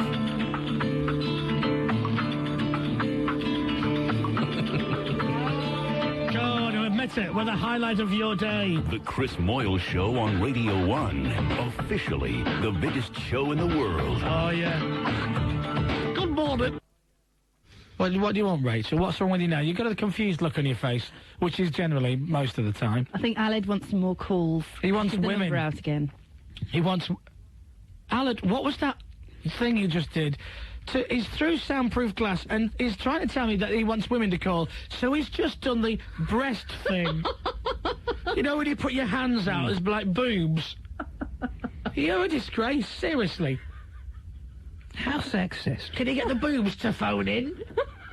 We're not going to have phone... That's not the Alan's right. I don't know why I'm doing this. Harold? I don't know why I'm doing step-toe, but anyway... Ladies. Aled wants women to ring for car park catchphrase. So if you want to be on, give us a ring. 08700 100 100. 7 hours since you went away. What? What's the matter with you? What, Rachel? Nothing. What? You just went... What did you do that for? Now go on, explain. Explain. No, go on. The show can wait, Rachel. No, go on, Rach. Oh, I hate you lot. What? I heard something in my headphones. But it's... Yeah, it's the sugar babies, you silly cow. The Chris Moyles Show, National Radio 1. 7:14, before that Pink got his a DJ. Your hair looks nice today, by the way. Oh, I finally got it cut. Robert is back from his holiday. You won't have anybody else. Nobody else cuts, mate. It used to be, right? No, don't laugh. Used to be Hassan, didn't it? Used to be Hassan in Leeds, right? Who's still there. He's now got the restaurant as well. Has he bought next door? Hairdressers and restaurant. Nice. The first time, I think... Rock legend Moyles. The first time he had it cut down here by someone who wasn't called Hassan was in that place Guys and Dolls, I think, in Southend on the Roadshow. Where you came back with the most spectacular mullet I've ever seen. I remember Dave, we were doing the Roadshow, and all Dave said for the rest of the week, every time he looked at my hair, he'd start laughing, and I'd go, what? And he'd go, Jerry, I came all the way from England just to see your show. Let's move on. Dear. Yeah, I'm in a really good mood this morning.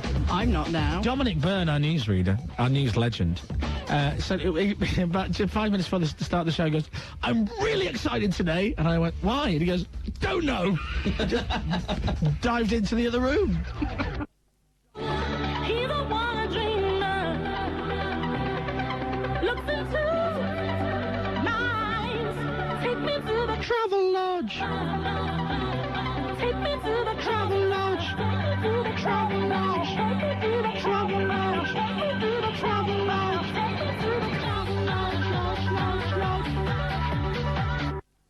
Lodge. What's with the big paws? I'm a bear. And I've just got this new mobile phone, and it's driving me nuts. It's like... Is it? God, that's powerful. It's... I wonder what that steering wheel was sticking out your fly. It's driving me nuts. You shouldn't have it in your trouser pocket, Dale. Chocolate. Right. Are we out of questions? Yes. Radio 1. Ready my chocolates, ready my chocolates. I want my chocolate treats. I want them now. If I don't get my chocolate treats, someone's going to get a slap.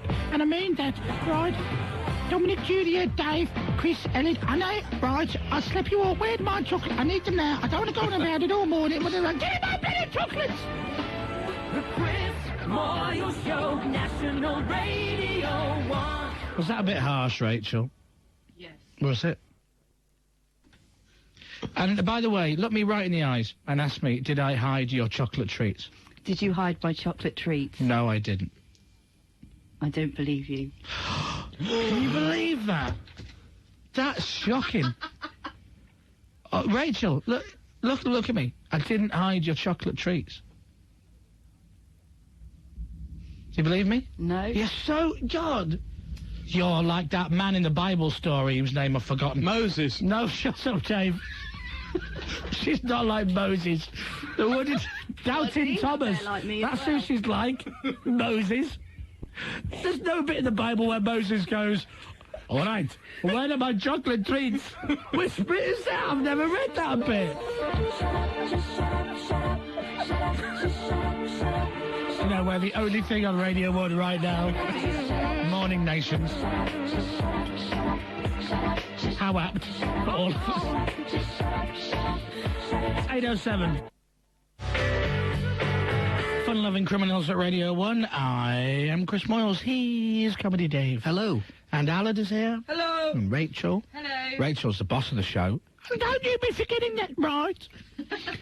You've got a bit of donut in your beard. What's so ridiculous? You have there. It's gone now. You had a bit of donut stuck in your beard. What are you talking about, donut in my beard? I'm not eating donuts for breakfast at 8:30 in the morning. I'm having salad. And I think Dave Pearce has got a gig because he's doing the Dance Anthems tour. Friday night, I believe. Friday night, Dave Pearce is in Newcastle gigging. Go and see him. And then you can hear all about it in his show on Sunday night. Wow. 8 o'clock. Nice trailing. Called Dance Anthems. Yeah, it's called Dance Anthems. It's for young people. Dave Pearce Dance Anthem. Oh, Dance Pearce Dave Anthems. Dancing music. Huh? Oh, I've still got my beard. For those boring people who are nerdy ones who log onto the webcam, and our foreign listeners in far fields. Somewhere foreign. Why would foreign people be interested in your beard? No, because they're listening on the internet, and they might be looking at the webcam, and they may have noticed, I see that Chris has a beard. It looked like he not shaved for a couple of weeks. I have friends in Mexico, perhaps. Or wherever they may be. Not shaved for weeks. Arriba, arriba. I see that Chris has a beard. He look like a gringo. Oh, I played the wrong jingle. That was rather unfortunate, wasn't it? Because that was a moment that was just dying for a hard out. So, well, good morning. We're here to entertain you each morning from 7. I don't know about anyone else, but I know for me and Rachel, this tune was going round and round in my head all day Saturday and Sunday. Where did that come from? Dominic, come in here and explain it, Dom. No, what? It won't work. It will work. Would you like to sing it? Well, basically, it's, you remember Biker Grove? Yes. And the guy who ran Biker Grove was called Jeff. That's right. And in Newcastle, this is not offensive.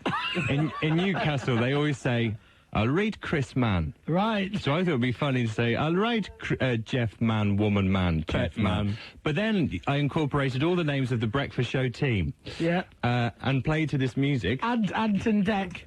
And yes, Anton Deck. Anyone really from the city. Yeah. Denise Welsh. And then we did it, somehow the Johnny Briggs music came into it as well, and it went like this. Oh, Chris Man, sorry. Chris Man, Jeff Man. See? Yeah, that's the You thing can't with do it in time. It's so exciting, you want to start early. 1, 2, 3. Chris Man, Dave Man, Alan Man, Richard Man, Woman Man, Deck Man, Anton Deck Man. Anton Deck Man. That was a quick wee, love. Do you wash your hands? Yes. Rachel just said in a very bizarre put down, oh, I've had enough of you, I'm going off to the toilet.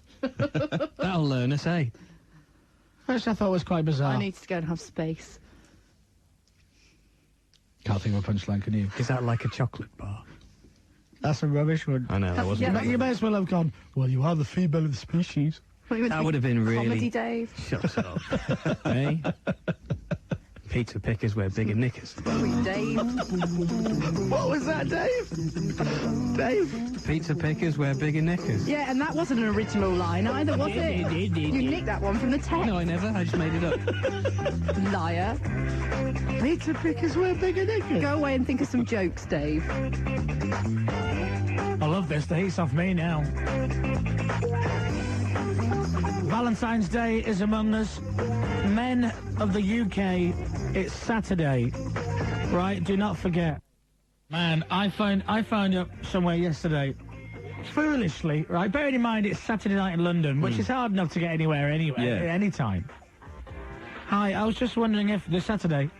yeah, if you had no, we're completely fully. Oh, was it here? Right, I'll just withdraw this for you. Was it there? No. Oh, was it not? No. Because I tried them. Oh, no, sorry, my friend tried them. Yes, you know. I was talking to this friend, because obviously I'm sort of all booked. This friend of mine was ringing around loads of different places yesterday. No joy, and I thought, blimey, I wish I wasn't in that position.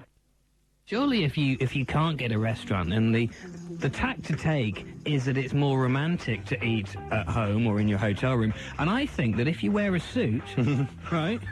No, don't laugh. I'm with you on this. I have an image, a tragic image. No, but I thought about this the other day, because I thought that if you... Shut up! If you were to eat at home but wear a suit, right, then that looks like even better than going out. Tucking into a packed lunchbox in a suit. Well, no, but I'd cook spag bol or something, but wear, you know, a jacket and tie. Well, I can't cook. You can't cook in the room. Do you mean bring the food from home? Yeah, but if you wear a suit, it's okay, yeah? Sophie said to me, she goes, Valentine's Day, because we didn't really do anything special last year. I swear blind, I can't remember what we did last year, right? And I went, what did we do last year? She goes, we stayed in and watched telly after we went to the pub. And I'm like, do you know what I did like this year? What did we do last year? Can you remember? I think you and I probably went out or something for a few pints and then came home with like a curry. I can't remember. What day was Valentine's Day? I know one of the years we went for a curry. We ran into Kevin. Yeah, mate. Yeah. Oh, mate. You know, the one on the bottom road. Look, anyway, so the bottom line is I'm halfway sorted for mine. I'm in the same boat as you, Dom. I'm going to be sorted. I've got the B&B booked. Yeah. Have you? Right, yeah. You've got the hotel sorted? Yeah. Yeah? Yeah. Well... Tickety when you say hotel, right, it's more for guest house, a youth hostel, but it has a sea view. It is somewhere different, you know. When you say different, in Dartford, Luton. No, but it's lovely, right? The YMCA these days, they've got all the facilities that you need. They even provide their own sheets, apparently. It's brilliant. Handy for the M25. I'm telling you, a good night is going to be had by all. 2004. May have been seen as a bit of a joke over here, but the row over Janet Jackson's boob is still obsessing Americans. Good. It now looks certain they're going to bring in fines of up to £200,000 for broadcasters who break indecency rules. I think this is absolutely justified, and I'm glad that America went up in arms over this. I think what happened was disgraceful. She only showed one of them. Why didn't she get them both out? I think that's great. Bearing in mind that the Brits are coming up soon. That's very true. You know, I mean, I am quite happy to go and pop any young pop star's boobies out. Sorry, boob, obviously. Not pervert. Don't offend anyone. Just do the one. Yeah. You say, if anybody wants to do that, you know, I myself, you know, maybe I'll go on stage, right? And Dave, you can run on and just peel one of my boobs out. Wouldn't be the Brits, it'd be the 736. Why did he do the gag? Hey? Why did he do Are you allowed to say that? No. Huh? Oh, yeah? Well, it's kind of a bird, isn't it? You could Did you say that? You could have said it. I don't know, but Rachel scowls at me when I say stuff like The that. moment's past. Hey? Tits. 7:36. Your morning's just got better. The Savior is here. It's now 8:35. I'd like to ask a question. Yes. About the news. Mm-hmm. I didn't really want to interrupt the news because you know I hate to do that. Yeah, you do. You hate butting in. Now, the first story, doctors in America and South Korea Yes. say they've successfully cloned the first human embryos. Yes. And you went on to say that Robin Lavelle Badge is a genetics expert. Yes, that's right. What happened to the last expert that featured in the earlier bulletin? We didn't use him on grounds of naming. Right, what do you mean? He had a name that I couldn't say. would be, you know, the professional way of answering that question. Was it Dr. Wang? Now, hang on a sec. Would you be talking about Dr. Woo Suk Wang? Because if you are, yes, then he was one of the scientists who carried out that very in-depth research. Woo Suk Wang. Yeah, which is nothing wrong with that. I'd like to point out that we're laughing at Alan, who's doing a funny dance. Exactly. Not at the doctor's name, which is again... Dr. Woo Suk Wang. Stop dancing, Alan. So you swap that expert with Robin Lovell Badge. Yeah, in an ideal word, he would have been like Robin Lovell, probably, Right. but he was Badge. Lovell Badge as well. Yeah. Doctor Who again? Oh, Woo Suk Wang? Mainly? Hello, Mr. Suk Wang. Nice to meet you. National Radio 1. Sorry about that, went through a tunnel. 8:36. We'll play this for you if you're a doctor and your name is... Say it. Woo Suk Wang. Oh, dear. That was my mother's name. Yeah, maiden name, obviously. Right, calm down now. Franz Ferdinand next, then we'll do our Brits competition, day 4. Thank you. Rachel, obviously, is trying to lose weight, right? And she's doing a very good job. She is, yeah. And there are certain things that often get in her way. One of those things, which is probably one of the worst things, 2 boxes of them have just been delivered to the studio. And they're the extremely yummy and delicious donuts. What's the Krispy Kreme? Krispy Kreme or creme or something. They are, and they're like the, you know, they're like the Lamborghini, the Aston Martin of donuts. But it's fair to say, and I'm sure, I really hope the manufacturers won't mind me saying it, you don't lose weight by eating them. You know, I think that's a nice way of putting it. I think you can get away with saying that. Yeah. One is never enough. Aled is now eating one, look, and this kills Rachel. These are the good ones. Yeah. Get out. How does it taste, Aled? Really crispy and nice. Is it creamy in your mouth? Yes. Right. You have to keep them away from Rachel. Don't talk about them, because it puts Rachel in a position where she wants to eat one of these beautiful, delicious, so tasty donuts, feeling the donut on the back of her tongue as it trickles down her throat and straight to her thighs. I'm really confused. Are we allowed to talk about donuts then? Rachel says other donuts are available. Not for you, though, love. You're not allowed any, for God's sake. Salad for you. The Chris Moyles Show, National Radio 1. Rachel, no, don't eat it! Get that out of your mouth! Spit that out! Spit it out! Do not swallow that, you bad girl! Spit it! And you should know better, Alan, feeding Rachel those donuts. You donut pusher. Spit it out! Don't swallow it!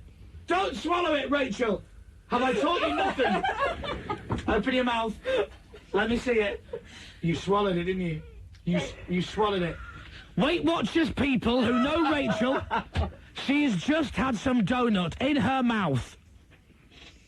Go away, Alan. I'm in bed last night. I had a very, very, very bizarre dream. You know when it's like loads of different dreams in one and there's no rhyme or reason to it at all? And we're out somewhere, and don't ask me how it gets to this point, but there's me and a couple of other people. And there's a crocodile, right, in like a sewer tube or something. Do you know? Not a sewer. I mean, that's a sewer. Well, you know, like the tubes and things that go into whatever. It's not a tube, but drain, you know, something like that, but like a big one. And someone goes, "Don't let the crocodile out! Don't let the crocodile out!" And I've gone, Mr. Tough. I'll let the crocodile out. What's it going to do? They let it out, and it starts running for me. I run across the road. I've gone from some kind of swamp area to like a high street, right? And I see there's a house opposite, and the crocodile's snapping at my heels. So I try and jump out the way. Okay? So I jump out the way and I whack it with something, but all I've got is a jumper. So I try and whack the crocodile over the head with a jumper, right? I'm holding the sleeve. Yeah. And I whack it like that, and it misses, and it leaps at me and opens its mouth. At which point, I swear, it's so embarrassing, but I'll be honest, I wake myself up by making the noise, "Ah!" like that. My girlfriend, in the next room, obviously, turns around and goes, through the door, What? You all right? You all right? And I've gone, yeah. And she's gone, what? And I'm like, don't worry about it. How do I explain to my girlfriend? No, sorry, I just had a dream that a crocodile was about to bite me. And you made that noise? I think you did the right thing, though, by heading from the swamp to the high street, because I think crocodiles are sort of scared of cars and buses. In my... Not in my dream. He was scurrying across that road. That's what I would have done. I would have headed for busy traffic. Seriously, it was like Frogger, but like Crocker. Yeah, croc. Like a crocodile, but Frogger. Frogger was a frog. Crocker was a crocodile. Yeah. You're with me, aren't you? Yeah. Shall I move on? Please. Right. I saw him once, by the way, in a pub. Who, Vincent van Gogh? Yeah. Did you? So can I get you a drink? He said, no, thanks, I've got one here. I haven't done that joke for a long time. Chris Moyles Show, National Radio 1. Let's rock! Lot of rubbish. Can you make a bit more noise, please, around me, Rach? Is that all right? It's like I've heard of baby elephants. I could do, yeah. Go on, then. Oh. Flippity gibbet. Ignore me. I wish I could. Who did win? Jesus. Right, Rach, I'm sorry about this, everybody. Can we get this sorted now? Look at me. Forget we're on the air. This has been bugging me since the first day we started mornings, right? Here's what you do, okay? Gonna give you a little tip. You stand here when you produce the show. There is a microphone approximately 3 steps away. If I ask a question, do not go, pause, put my headphones on, walk up to the mic, and then go, yes? You can do this. What? Yes? If you project ever so slightly, the 4 professional radio microphones pick up your voice. People say to me, Chris, why is there such a big delay when you talk to Rachel? Is she in Australia? It's because you go, Rachel, what are you doing at the weekend? Nothing. We have to wait an hour. Right, so Dave has a guess who? I do, 'tis true. From where? From a hotel in West London. Are you ready to play the game, Rachel? Yes. So you see, you went to move. You did it again. She's done it again. I didn't know you were waiting for me to say anything then. Are you ready, Rachel? Yes. Right, okay. You can start. Is it a man? Yes. Oh. It's not Jenny Bond, then. Are they a singer? Can I try and steer this slightly and suggest that this person is probably best known for their involvement in the world of music? Say that. Go on, say it. Go on, say it. Say it. Are they involved in the world of music? Yes. Brilliant. Are they a manager? No. Do they play a musical instrument? Yes, they do. Is it Phil Collins? No. Rubbish.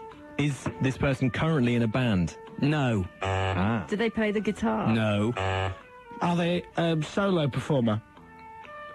They have possibly been in the past. Did this person release records under their name as a singer? I'm not sure. Oh, God's sake. Why don't you ask me what instrument he plays, I've got a Dave? question. You can't, because yes or no questions, you idiot. Well, why don't you go through some more instruments and I will say yes or indeed Does no. he play the drums? No. Does he play the xylophone? No. Does he play the trumpet? No. The oboe? No. The cello? No. Harmonica? No. All the others? All the other what? I don't know. Is it a woodwind instrument? No. Oh. But the instrument could be made of wood. Oh, for... Piano? Yes. Hey. Or shall we broaden it to perhaps keyboards? I've got an idea. Oh, I've got an idea. Is it Jules Holland? No. Is it Mike Lindup from Level 42? No. That's what I was going to say. I've got a book at home, Learn Keyboards, and he's on the front of it. Is he really? It's brilliant. I need a question of you, No one Dominic. knows who Sorry, it is it Jean-Michel Jarre? No. Pass. Is it Liberace? No.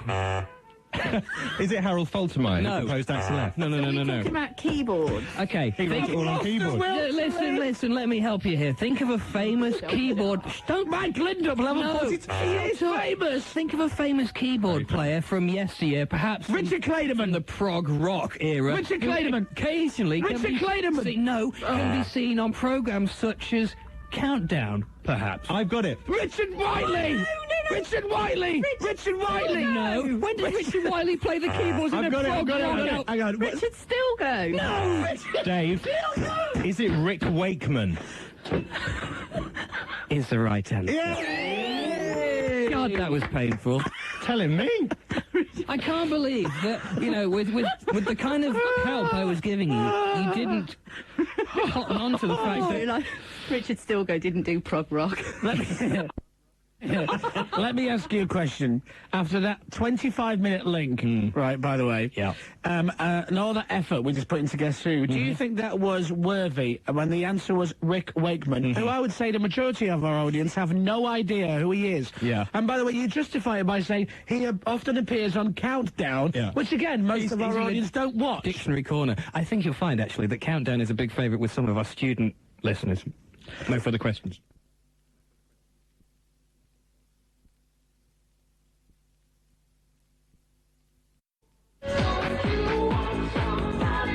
If you want to be on Car Park Catchphrase this morning, 08700 100 100. Do you know what? We haven't given away a Car Park Catchphrase crook-lock for a while. I can't hear you. Get on the mic. You've done it again! You just told me to! But you can talk at the same time. That's what I mean. I'm confused. Right, Rach, when you're over here... You said to me, get on the mic, so I walked to the mic. What were you saying? I said, let's do it today. Right, so you could have gone, let's do it today, like that. What you do is you go like this. I didn't. Let's do it. You do. I swear you do. Dave, does she? Yes, Dave. you do. Dominic, doesn't every time. From there, then, though. Oh. The microphone is here. You stand over here, right? Every time I ask you a question, I go, have we got any crooklocks left? You go, yes. When you could just go, yes, we have. We've still got a few left, like that. Oh, okay. So, right, I get you now. Walk and talk. I get you now. Right, okay, so we'll practice. 08700 100 100 if you want to be on Car Park Catchphrase. Have we got any crooklocks left, Rachel? Yes, let's do it today. That's it. You got it. There you go. I get it. You like that? Yeah. Yes. Travis have been with us, or half of Travis. And they're great. And they'd like you to go out and buy it, if you don't have it already, a copy of 12 Memories, their album. It's got to number 3 in October last year, and it's a really, really good album, because I reviewed it. And Love Will Come Through, which is their new single, will come out on March the 22nd with a video filmed in Poland. And why not get tickets for their tour? Well, you can't, it's sold out. That's how popular they are. So buy their album. And I could, if you want, Dave and I could make a different bit of intro music for every one of your gigs. So Blackpool, you could have, like, Russ Abbott's Atmosphere. Yeah. Right? Good. Manchester, you could have, you know, Peter Andre. Don't you think you should get the first one out of the way before you plan the music for the entire tour? No. No? Right? And I'll come up with a special piece of music for every night of the tour. Will you do that for us? And I'll even, yeah. All right. Yeah, for free. Well, for tickets and backstage passes. But, and I'll do that for you. Tremendously generous. Yeah, that's very And what? But very generous.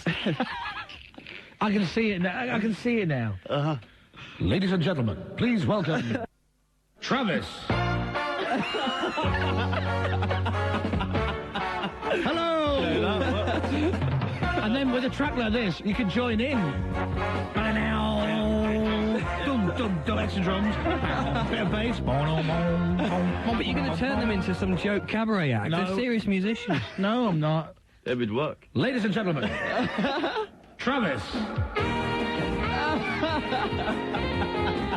Welcome back. Hey, for the encore. Yeah, welcome back. That's brilliant. What else have we got? Let me have a look. Do you like horses, by the way? We love horses. Yeah. Ladies and gentlemen, Travis.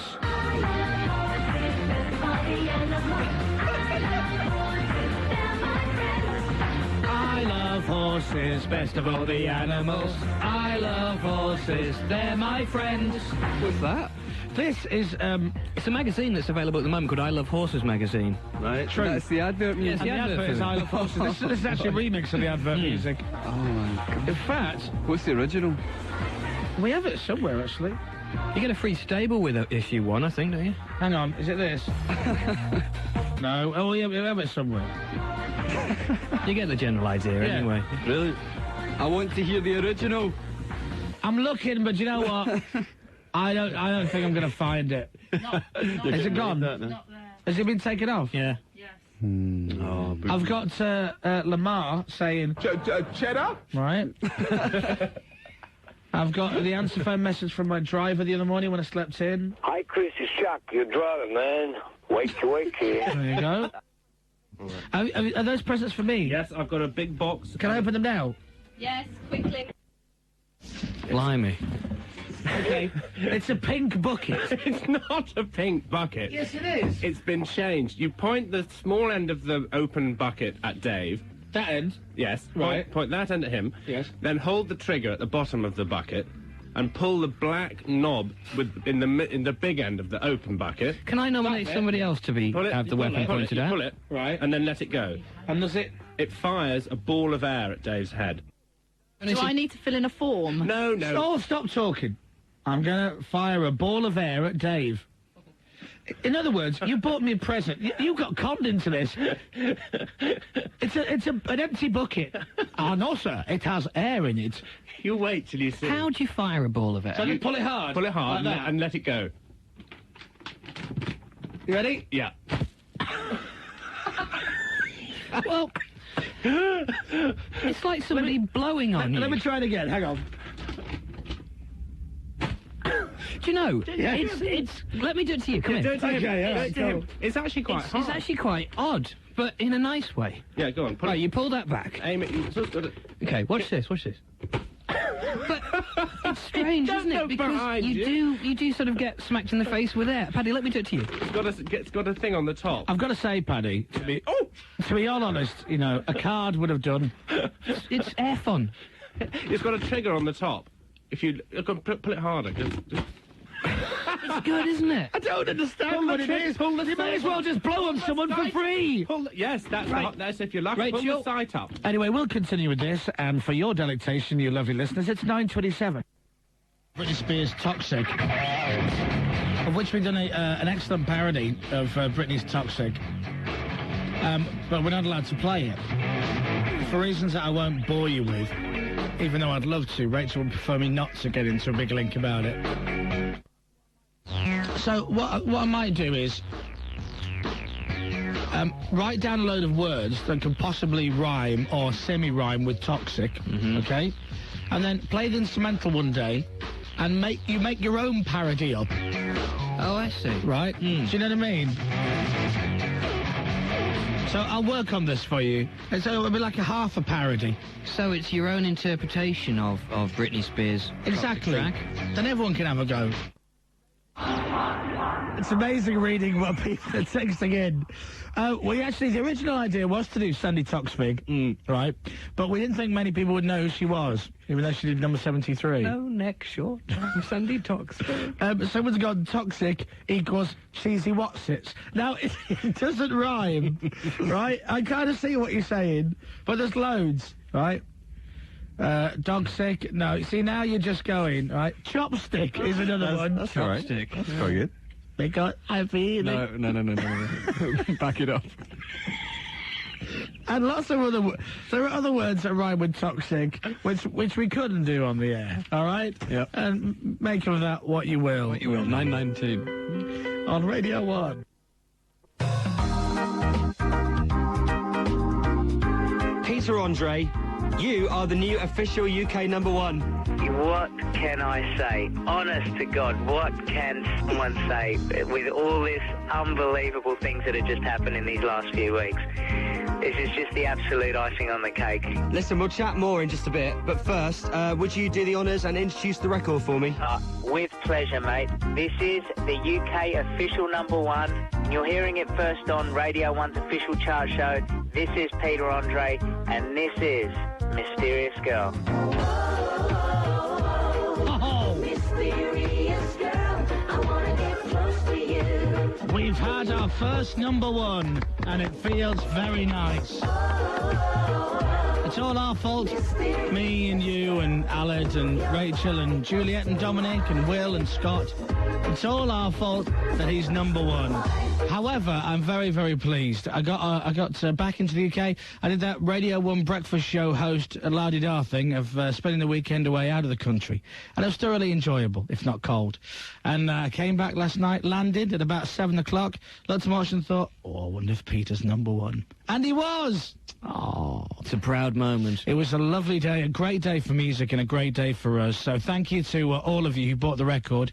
107,000 people went out and bought Mysterious Girl, so thank you very much. We're now, we've all got dollar signs in our eyes, and we're going to release our own record later on in the year. If we can sell as many copies, we'll be absolutely loaded. Good morning. The Chris Moyles Show, National Radio 1. And after a campaign by this show to get the song re-released, Peter Andre's Mysterious Girl has gone straight in at number one. It's sold over 50,000 more copies than Jamelia at number 2. It's 7:05. It's the 1st of March. It's St David's Day, so if you're Welsh, happy St David's Day to you.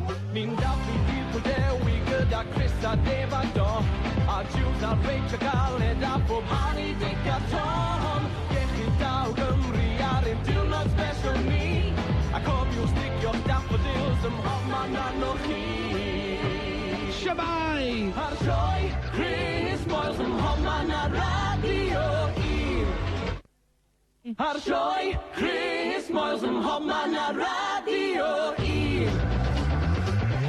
Naturally. We're receiving a lot of Welsh love this morning, actually not just from Aled. The texts are going mad about our Welsh jingles. My favourite one was from Becky in Swansea, who said, oh, it was a lovely, lovely Welsh jingle you just played. Couldn't understand a word of it, but thanks for playing it anyway. The Chris Moyles Show, National Radio 1. Right, okay. Anyway, what have you got for us? Well, they're the New England shirts. Hey! Right, one of those has got my name on it. Got a few. It's the New England away jersey. There you go, there's yours, Rachel. Yeah, Wow, I know, but I'm trying to find yours. Wow, look at your breasts and that. No, seriously, Rach, just put that... Oh, yeah. Oh, no, I'm There's sure nothing it's gonna sexier than women in a football shirt. Unless the woman in question is Lisa Riley. Or me. That'd be a football... Mine hasn't got my name on it. Oh, Football that's 10. because they probably were worried about this isn't going to fit me. Could they is not? it?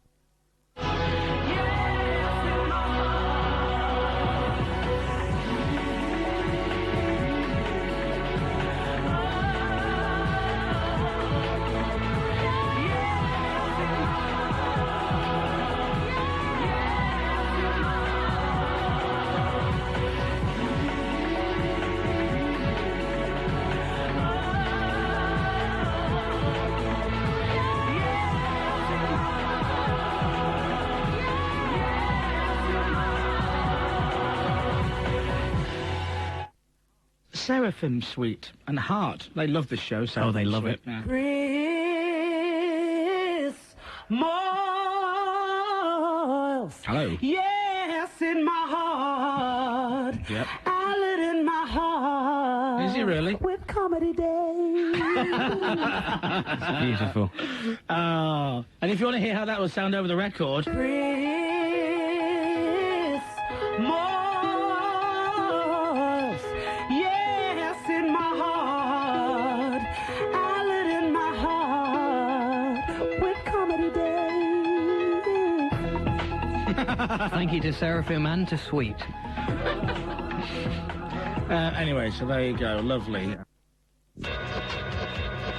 The numpties I have to work with on a daily basis in the studio come out with the most inane drivel during the records. You think it's bad what we say about on the air?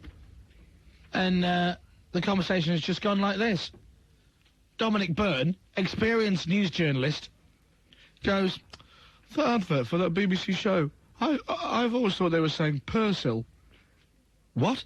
And then Juliet and Dave go, "I thought they were saying Persil as well." But the thing is, I even know that it's called Hustle, and I thought they were saying Persil. The con Why is would they on. say I don't know. Persil? The con is on. Never really thought about it. Well, have a listen. Just because you see me naked. Are we playing cards? Or flirting? Hustle, the con is on. There you go, it does sound like Drama Persil. tonight at 9 on BBC One. Have any of you watched it yet? No, I It's haven't seen it. really good. I really like it. And the woman in it is well fit. But it's great. It's like from the same people who made Spooks. I've seen the adverts. I think they're nice. Yeah. Well, the show's just like that, but longer, Dave. And now, for the first time ever, a collaboration between The Archers and Radio 1's ever popular The Chris Moyles Show. It's Tuesday down on the farm, and Farmer Dave hears a knock on the door from window cleaner Dominic. Ba ba ba ba ba ba ba ba ba ba ba ba ba ba ba ba ba ba. Oh, I wonder who that could be. Hello there, young man. Hello, I'm the window cleaner. I would like some water to get my sponge nice and soapy. I'd like you to squeeze it nice and hard. You'd like me to squeeze it nice and hard? Make it nice and soapy? If you could. Well, you better come in then, young man. Come over this way. Okay. Come and bend over the bath.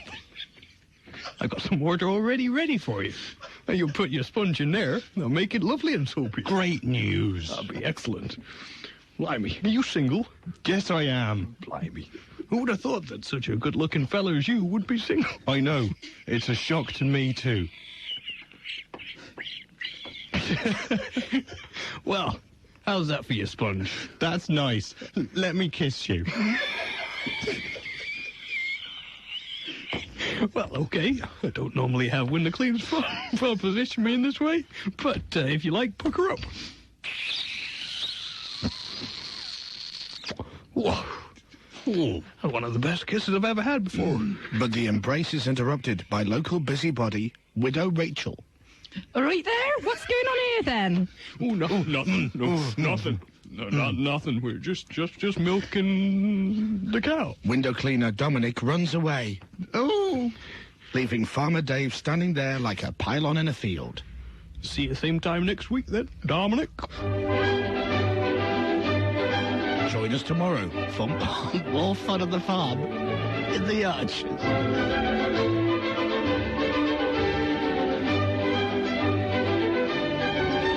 Peace up, A-Town.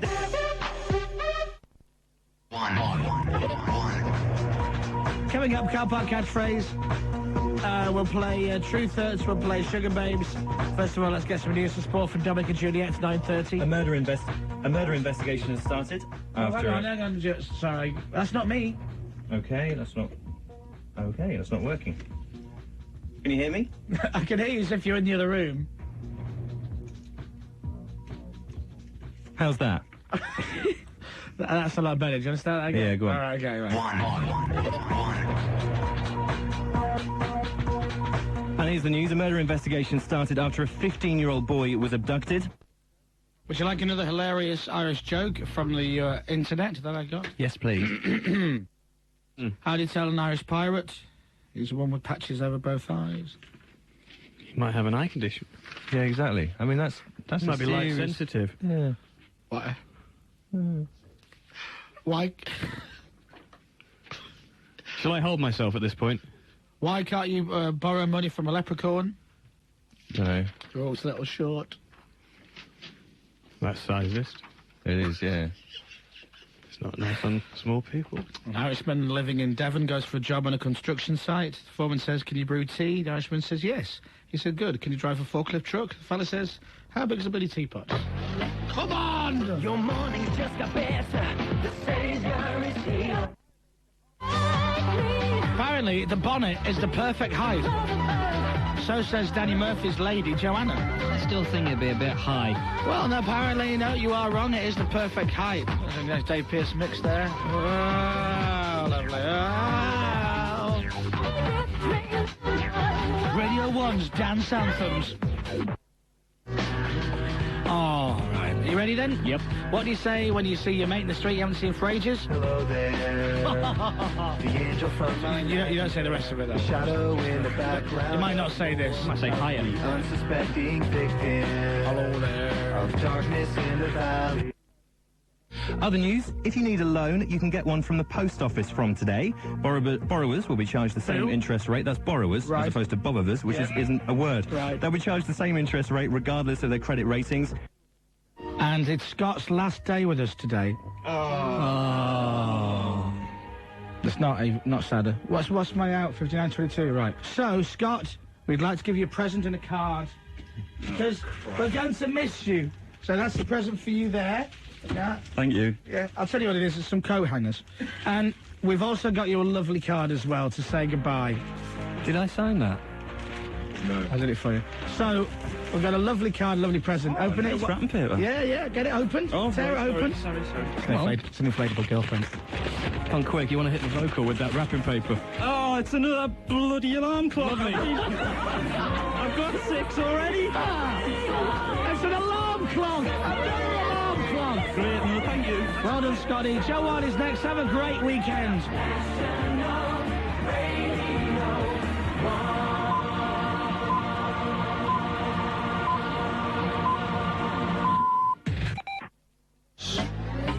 We're here to entertain you.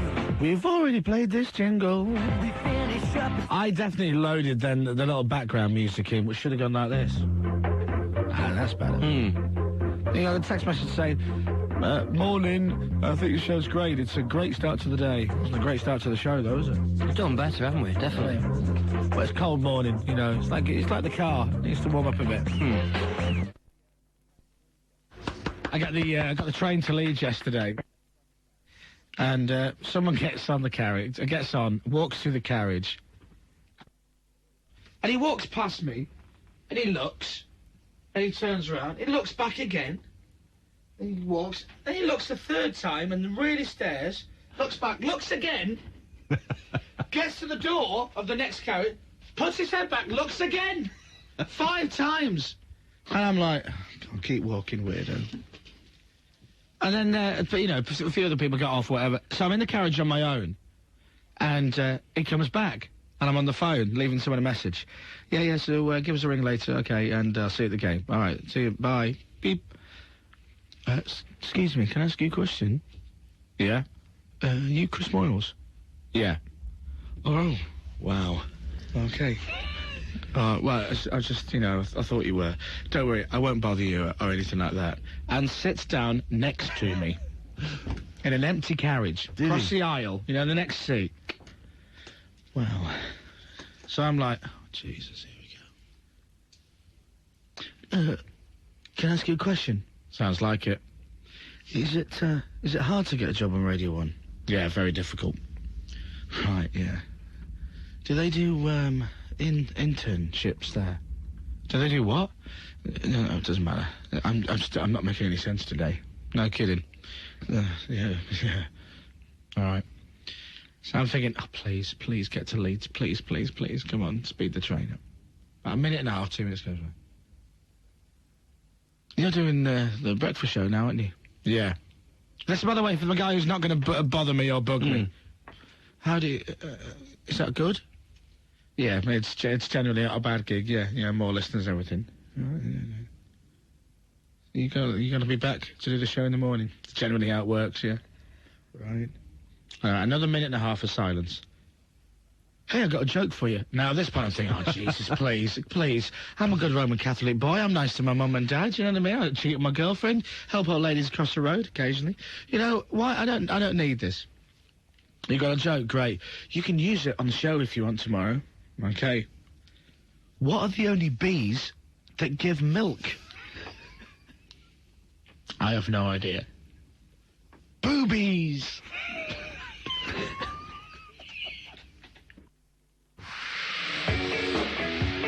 Could have been worse, though. At least you got on at Wakefield, not Peterborough. I tell you, thank God for that. That would have been the fake earphones straight in there. Sorry, I'm so about listening to some music. Yeah. All right. Oh, you also said that as well. So, what do you think's good? What do you think's good? What, generally in life? Quite impressed with the wheel. You know what I mean? Food is quite cracking. No, yeah, funny. Yeah, no, music-wise. Really, this could be a long conversation, which I don't want to have one with you at all. Anyway, that said, if you are listening to the show this morning, weirdo, thanks very much. Go away. I can't believe you. Go on, you just carry done on, that. Jules. No, I can't. Just ignore There's him. a bottom in my ear. I know. you crack. Good water. Try and crack on, Jules. The weather, Dom. Oh, really? All right. Dry and sunny in most of England and Wales. You're right. You're back again. Sorry about this. Terrible. Dry and sunny. What is going on with you two? I leave the studio for 1 minute and the place falls apart. No, you pulled your hands down next to me. Don't be so childish. I was out making some coffee for Joe. I can't believe that Dom says, try and crack on. Hans has a huge arse in Juliet's face. I'm just glad you heard it. And the weather. I've done the weather. It's going to be dry and sunny. One road travel. It's the A6211 at Arnold in Nottinghamshire this morning. Temporary traffic lights both ways of Thackeray's Lane.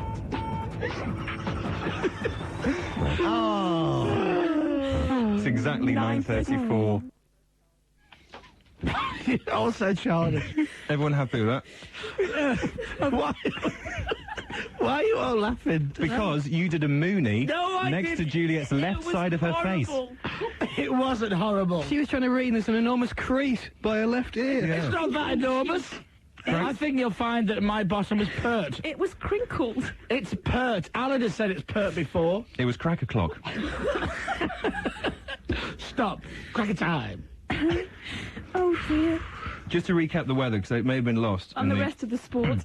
Yeah, it's dry and sunny in most of England and Wales, but cloudy with some light rain in Scotland and Northern Ireland. Thank you very much. Public service. Where are you going today then, Juliet? Alton Towers. Wow. In fact, she's leaving early. That's leaving early, if her bosses are listening. Leaving early. In fact, all this is on tape. She left at 8:30 to beat the traffic. What's your first ride that you're going to go on today? Go. I think you should go on air. It's a toss-up between the Nemesis Yes. and Air. Right. Air's great. And maybe the new one, too. Do you know what? Why don't you go on the corkscrew? Or the Black Hole. I don't like the black hole. You're so childish. Don't laugh first. I just... It wasn't me. You are so childish. Get it together, you lot. Yes. You should be ashamed of yourselves. One road travel on Radio 1. It's now 9:35. Whoa. I'll get you, Butler. First, there was the puffin. Then came the seal. Now. Oh, mate! She just balls that up. That was high tension. Jesus. Sorry, everyone. Such an amateur. You're as quiet as a baby elephant. I'm so excited.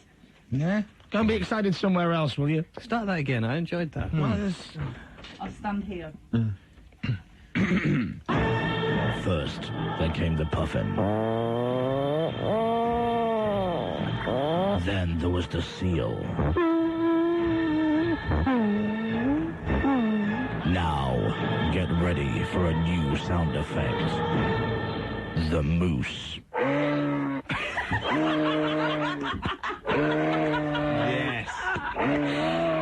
You're welcome. One road travel. Friday is, of course, A449 in Monmouthshire Day. Delays are happening because of roadworks at the junction with the A472 at Usk. One road travel on Radio 1. It's now 8:35. At where? Usk. USK. Yes. I've never heard of Usk. I haven't either, but it does exist, and it's called Usk. Hello to all our listeners in Usk. There you go. Hello, Usk. You normally know where places are. Do you not know It's where in they are? Monmouthshire. Yes, all right. But apart from that, do you know much about it? No, not a lot. Don't think so.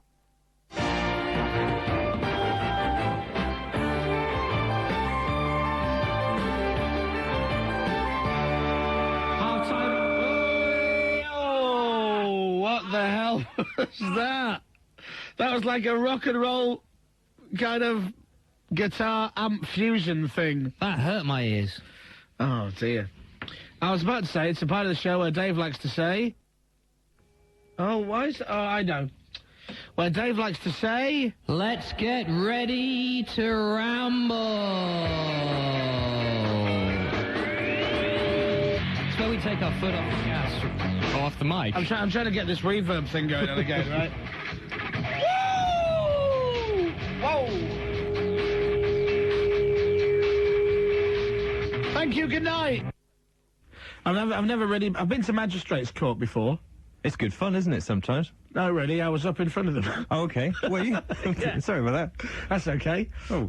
It's just that illegal tomato business I was running years ago. Do you remember? That's right, yes. Oh, well, when you had that huge greenhouse in the garden? They were pears, but I coloured them in with red felt tip.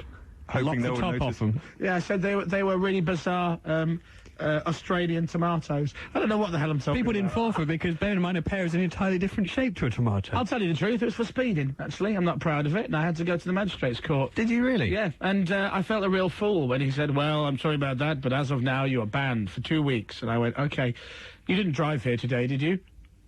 Well, actually, I did. He went, that was a little bit stupid, wasn't it? You're banned as of now. If you're caught, by the way, driving your car, you could go to jail. Really? I'm only on the meter for another 20 minutes. Well, not our problem. Bye. Did you have to wear a posh suit and everything? I wore a suit. I was in Stoke. And I wore a suit and everything, and me and my dad were standing there in suits, and people kept coming, all the other people who were up in front of the magistrates that day kept coming up and thinking that we were important lawyers, because they were all just like, you know, in Burberry caps with a rolled Company of the Sun in the back pocket, going, all right, Tony, nice to see you again, you all right? It's like a meeting place. I served my time, and my dad drove the car back to Leeds, just in case you were wondering how it worked out. But it was okay, you know, and now I'm a good citizen. And you redeemed yourself many years ago by winning a Norfolk Bravery Award. That's right. For tackling a young hoodlum. That is correct. I've gone, seriously, I've gone from zero to hero. This is true.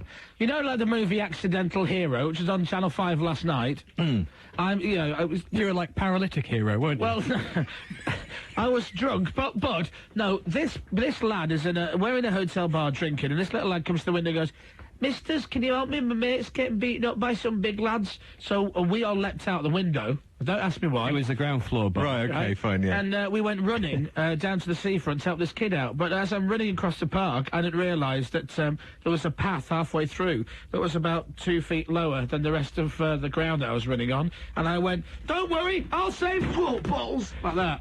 And ended up with a massive bruise all the way down my leg and backside, down to my knee, from the top of my backside down to my knee. And I couldn't walk for about 3 days. However, I did get a Norfolk Bravery Award. Dave, we need a funny word for a punchline so we can get out of the link. Flaps. Ah, Mr. Smith, Pink, got us a DJ. Oh, rubbish. Newsbeat. There you go. Got the newsbeat bit in. Button wasn't down. Do you know, how bad is this? The news jingle... Let me get rid of it, right? The news jingle that I play there, right, is also on the same fader as the echo. So sometimes you go, put some echo on my voice. Hello? No, you said... Oh, right, okay. Put some echo on my voice. BBC. Oh, no, sorry. And another times I go, right, let's get some news with Dominic and Juliet. Oh, no, and I do it the wrong way around. Mate, seriously, this job is confusing. It's like a backstage tour. Why the big pause? Because another technical thing, just as I was about to say that... Right, still to come on the show, D12. We'll also play the brilliant No Doubt It's My Life car park catchphrase up next. Let's get hopefully some news of sport from Dom and Jules. It's 9:30. I tip more than Dave pays for his haircut. That's how seriously I take it. You pay more for your cup of tea than I pay for my haircut. No, tea's only $2.50, but I tip a tenner. And your haircut is? It's £9 now. It's gone up. Keeps going up, though. It's $8.50, but you know, New Year prices and all. Well, yeah. Do you tip? Yeah, I'd make it 10. I'd rather. That's nice. That's very generous of you. National radio star, Comedy Dave. Keep the pounds. See ya. You have really... you know I love you as a mate, but you have really cheap haircuts that are cheap from the wallet, but then look cheap on your head. Exactly my point, which is why I thought, in a sort of experiment, I would go and get it cut somewhere else to see if there was any visible difference. Now, bearing in mind this haircut, which I had a mere 2 days ago, I don't think, and I'll be honest, looks any different really from my old £9 haircut, which makes me... It doesn't look 4 times better. Okay, which makes me conclude this, that I just have rubbish hair. And I think that's true, you know. I think it just grows funny, and it just doesn't lend itself to looking trendy. It's very similar to the Play-Doh hairdressing set. It's very straight and very strong. It just sprouts out. Is that what the hairdressing is? Yeah.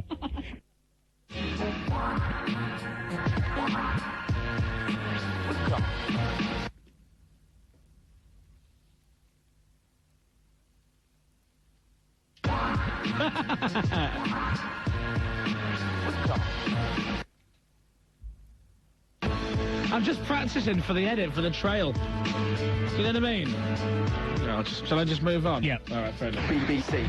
Radio 1. I'm thinking about doing Joe Wiley for sexual harassment. Why? What's she doing? I went into the studio to say hello to Joe. Yep. Joe immediately, can I point this out, immediately got out from her chair, walked around from the desk where she was sitting, and started walking towards me with her arms open. Okay? I went to give her a hug, and she immediately moved her hands upwards and squeezed both my male breasts. My only advice to you is that when you do go ahead with this complaint, yes, don't use the phrase, I'm thinking of doing Joe Wiley for sexual harassment. I think you should phrase it differently.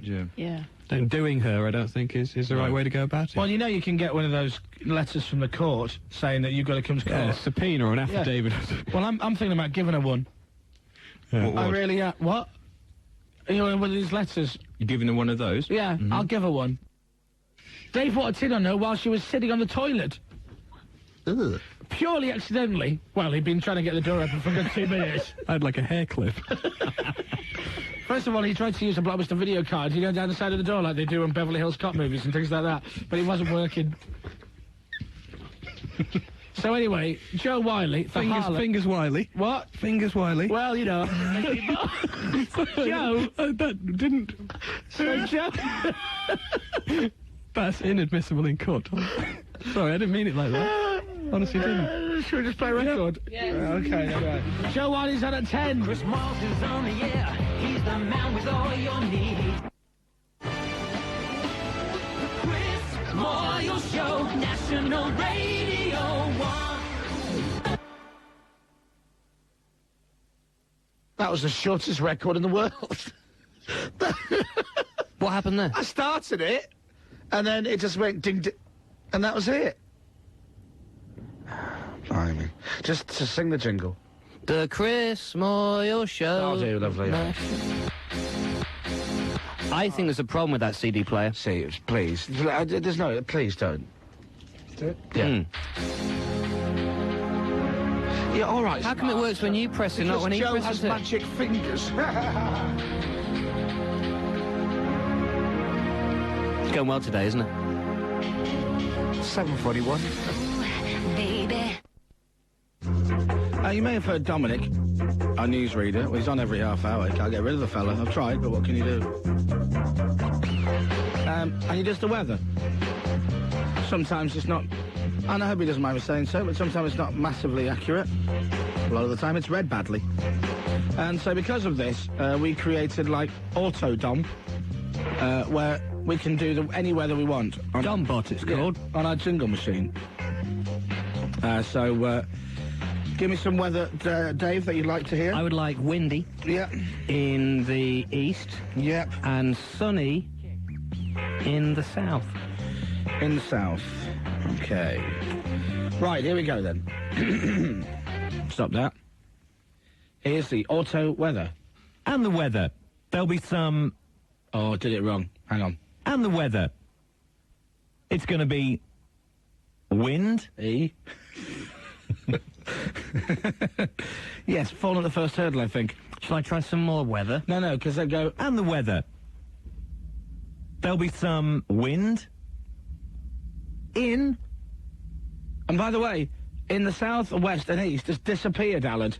No. It's gone. We can only have in the north. So you can have... And the weather. There'll be some wind in the north. And sunshine in the north all day.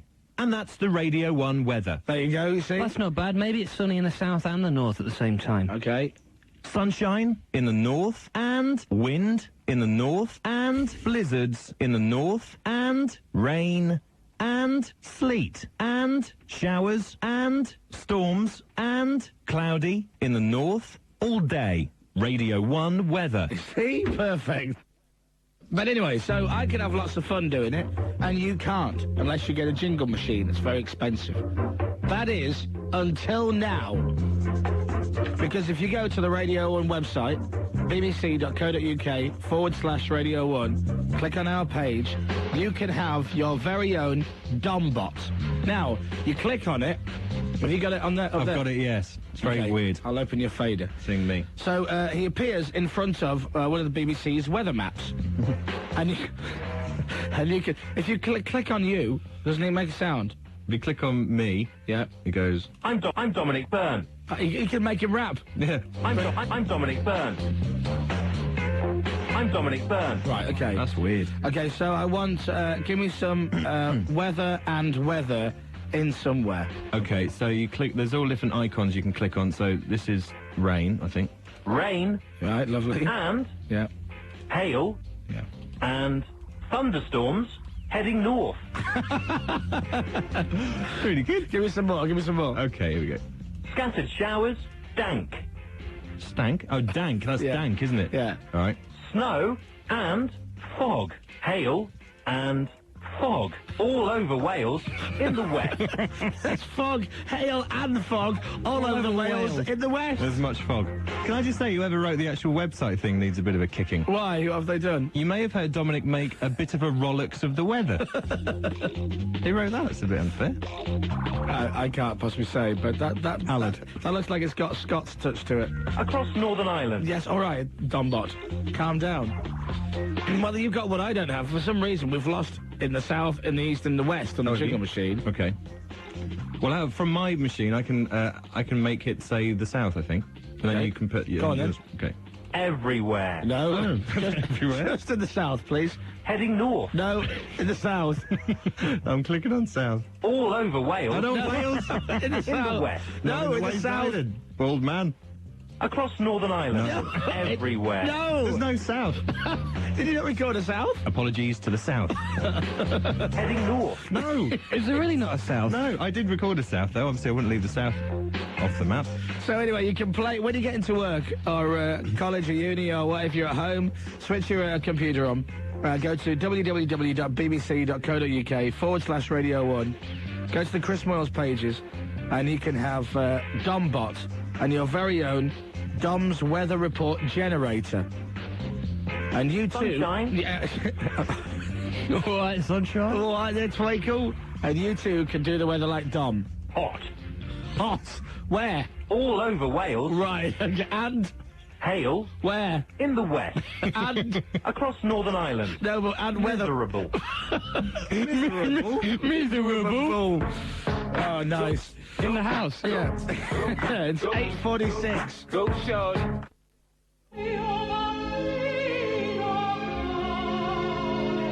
It's 7:20.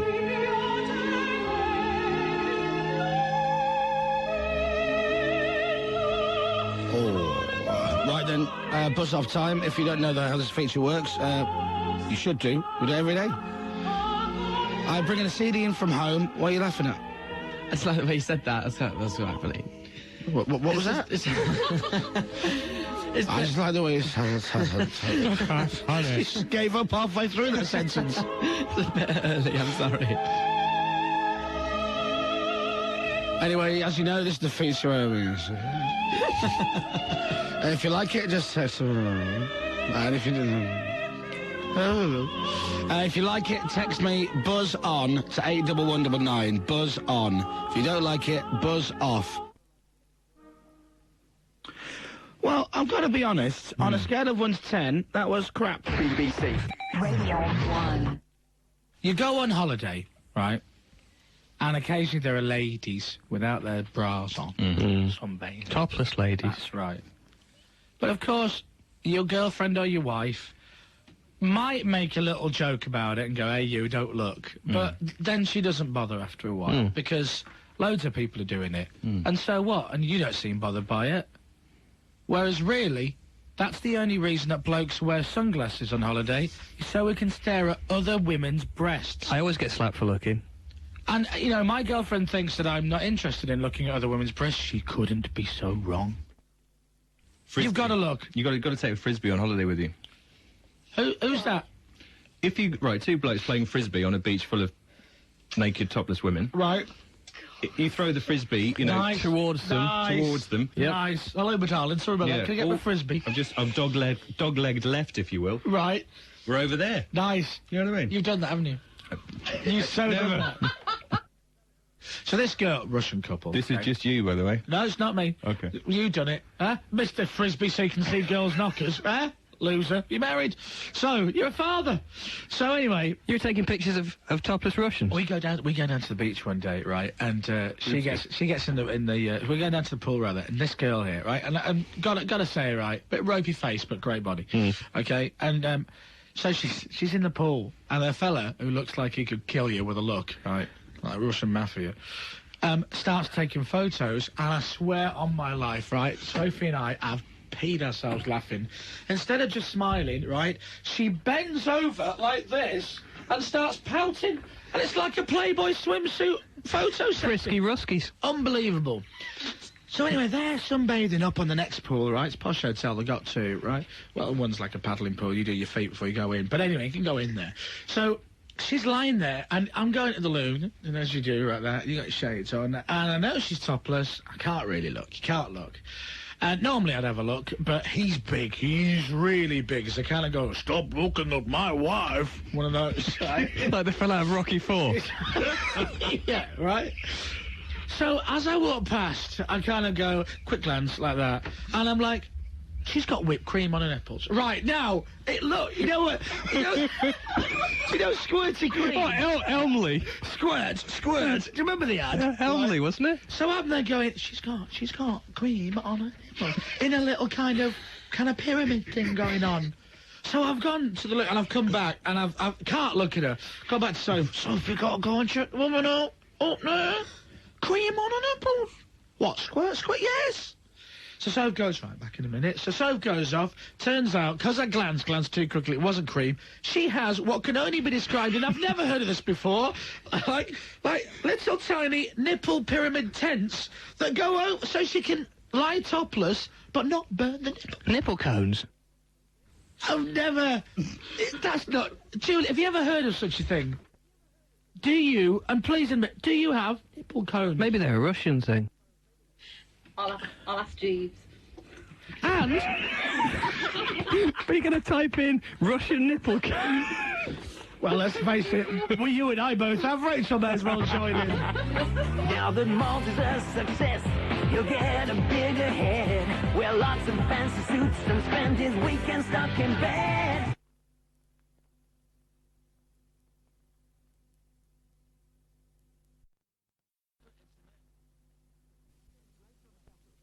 Later on this afternoon, as soon as the show finishes today, we're on a train to Birmingham, and then later on go to the legendary Pebble Mill Studios, where we'll record an episode of The Archers, where I get 2 lines. Which I'm... Shires, is it? Pardon that then, please. So they're my lines. It's even better than the first time you said it. Thank you. And everyone else gets to kind of do pub atmosphere, background, rhubarb noises. Rhubarb. Custard. No, don't say custard, Dave, right? Just imagine that, an episode of The Archers. Rhubarb, custard, rhubarb. Like Dick and Dom in the Bungalow. Rhubarb, bogeys! Right. The Chris Moyles Show, now with more listeners, National Radio 1. Dave, you ready? It's, what time is it? 12 minutes past 8, you've got to get the nation up and ready for work. Who's doing it? I'll do it. Do you want to do it or I do it? Both do it. Okay, you ready? Yep. Here we go. Let's No. Rubbish, Dave. You've got to... Let's rock. More R. Yeah, let's rock. Okay. And then the rock record will kick in with drums banging and guitars and all that. Okay. So let's rock. Okay, you do it. Right, you ready? Go. Let's rock.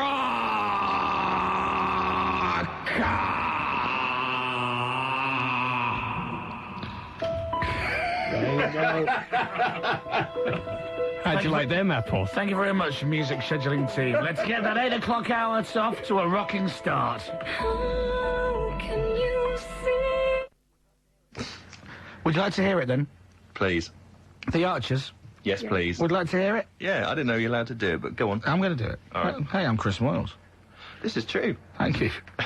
Okay, here we go. This is in the pub then, in the Arches, right? Yeah. All right. Hey, yes, sir. Lovely evening. What can I get you? Shires, is it? That's it, yes. Local speciality. Right.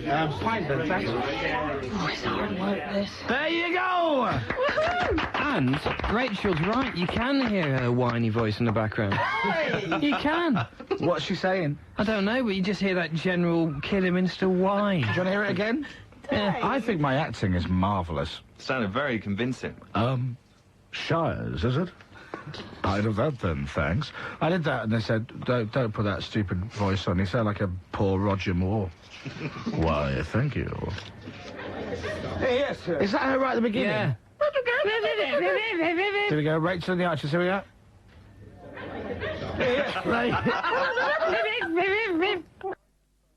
We tried to phone David Hasselhoff. It was all set up to do an interview with David Hasselhoff actually about 6 weeks ago, 2 months ago. Right. He was in a hotel in Waikiki, which is in Hawaii. Right. And we were going to speak to him because for no reason other than we just wanted to talk to him because he's David Hasselhoff. The Hoff. But we phoned up the hotel and spoke to a delightful woman on reception called Melody. Mahalo for calling this hotel. If you will. And unfortunately, he wasn't there, so we tried every conceivable area of the hotel, including car park and sauna. Couldn't track down the Hoff.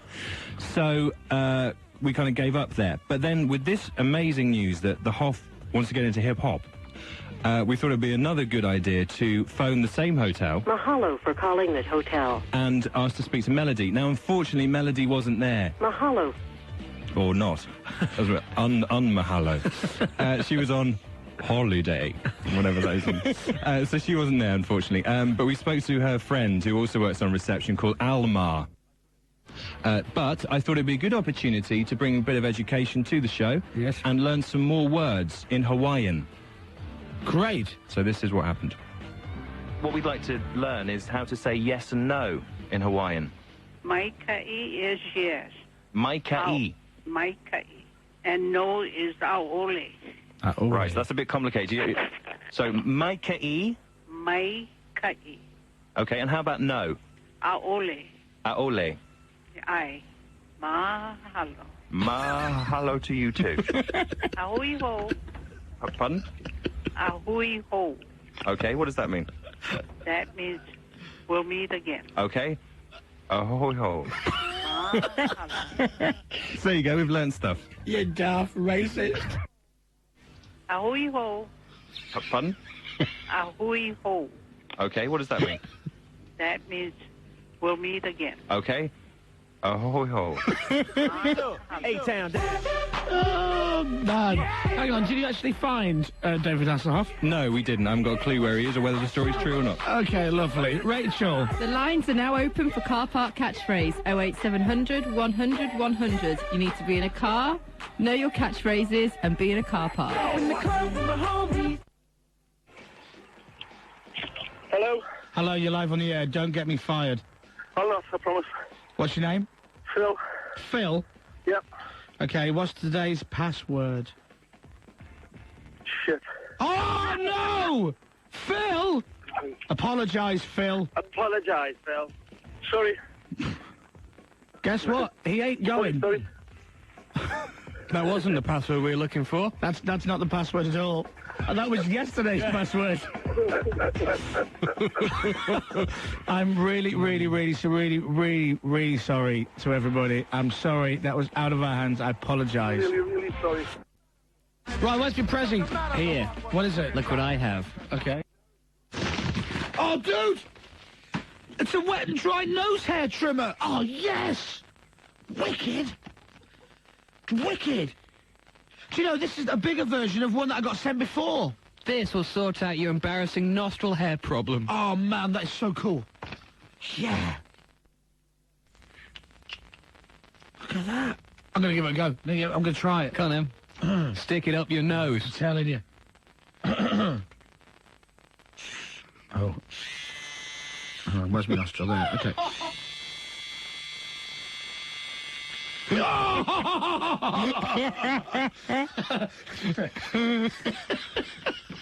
Okay, do the other one. Okay, ready? This is the most fun with nose hair ever. Oh, man. Whoa. Plus, I feel like I've just done some snuff.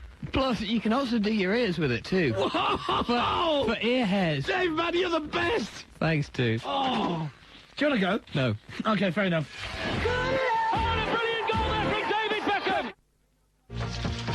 Davina McCall is going to be on the show with us later, talking about Big Brother 5, which starts tonight. We'll talk to a legendary actor from the hit TV show Friends. I said tit then. I meant to say hit. I apologise. From the hit TV... I was going to say hit, then I thought I'd say top, then I decided to say hit again. There, right, good.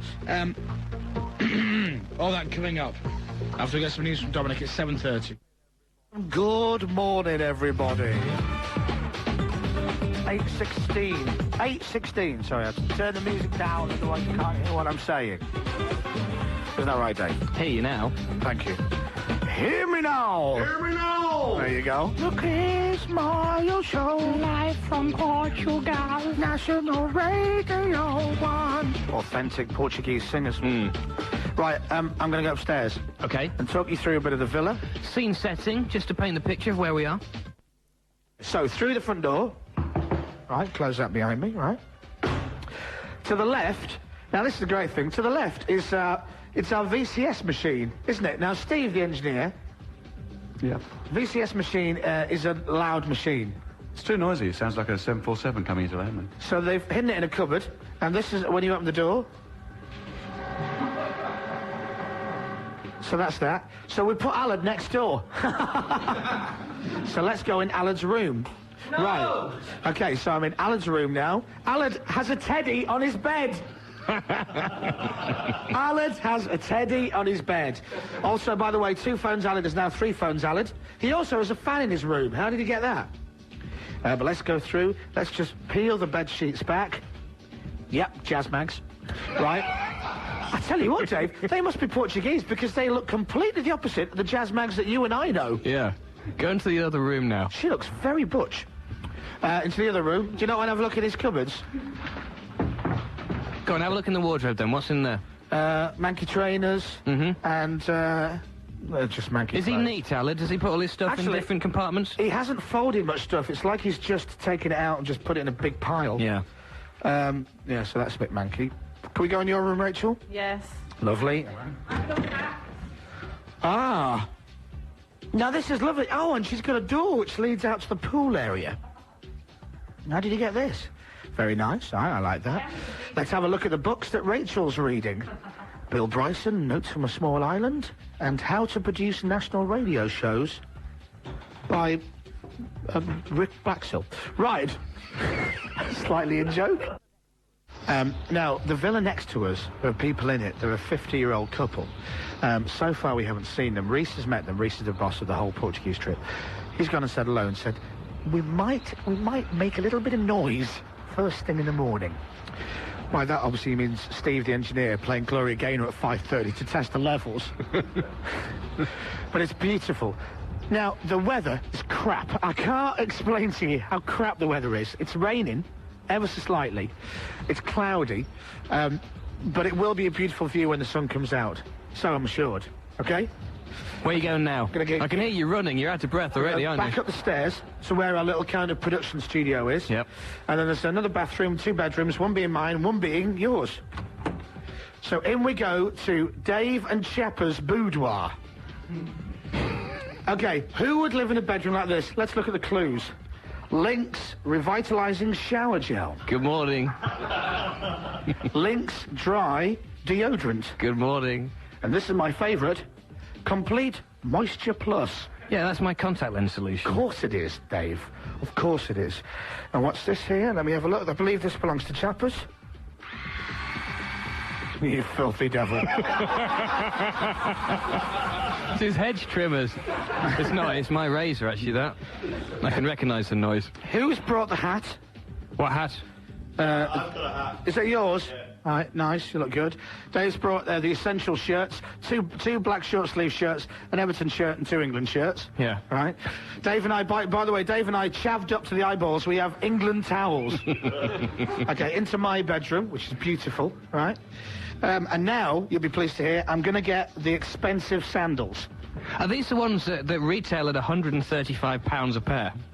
Thanks for that, Dave, yeah. Cheers. Shall we talk more about your moisturiser stuff? It's not moisturiser, it's contact lens solution. You can talk about it all you want. So I'm going to come back down now, all right? Downstairs. I'm so unfit. I really am. Can I say that in a more camp voice? Okay, so I've got my expensive sandals, Dave. Yeah? Now, I want you to tell me, and everybody can vote on whether or not they're worth the money. Because I've not seen these, of course. We talked about these Bear in mind, when I say worth the money, I am ridiculously rich and earn more than you. Okay, so you're just passing me a bag now. We have discussed these expensive sandals, but nobody as yet has seen them until now. Exactly right, I'm back now. Right. Sandal number 1. It's the left one. It's very nice. Yeah, they're both the same, but just left and right. Okay. You still got the packing in it? Yeah, I haven't worn them yet, have you? I'm with you. Okay, take that out. So they are made by... Shall we say who they are? Yeah, well, they're not Adidas, are they? Okay, it rhymes with Brada. Okay. Chappers looks confused. £135. Now, look, feel the quality. I mean, of granted, those. they do feel good quality, and they, I think, have leather insoles and nice soles.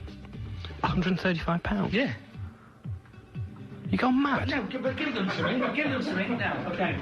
You put your sandals on, right? What do? You put your sandals on and go, right, my sandals are on now. You watch this, okay? Let me just... First of all, makes that noise, which is nice. And secondly, when it's called Velcro. Right, when I put them on, okay? Yeah? There, you see? See the difference there? Yeah. See the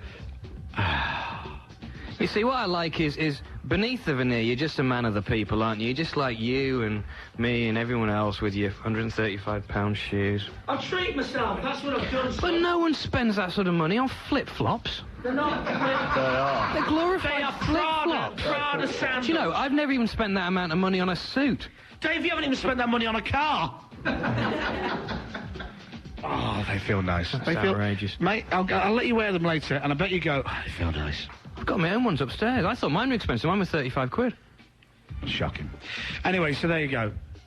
Thank you very much. That's our little tour of the house. That was our tour of the villa, and I think it looks beautiful as well. Okay. Right, it's... I can't do that. Yeah, because I'm going to swap it, so I can't do it. That one there. You know what I mean? Okay, fine. Right, yeah. So we're out in Portugal, obviously, for the football. Big game. So England-France then, Sunday night, all coming up. It's very exciting. Take 25 on Radio 1.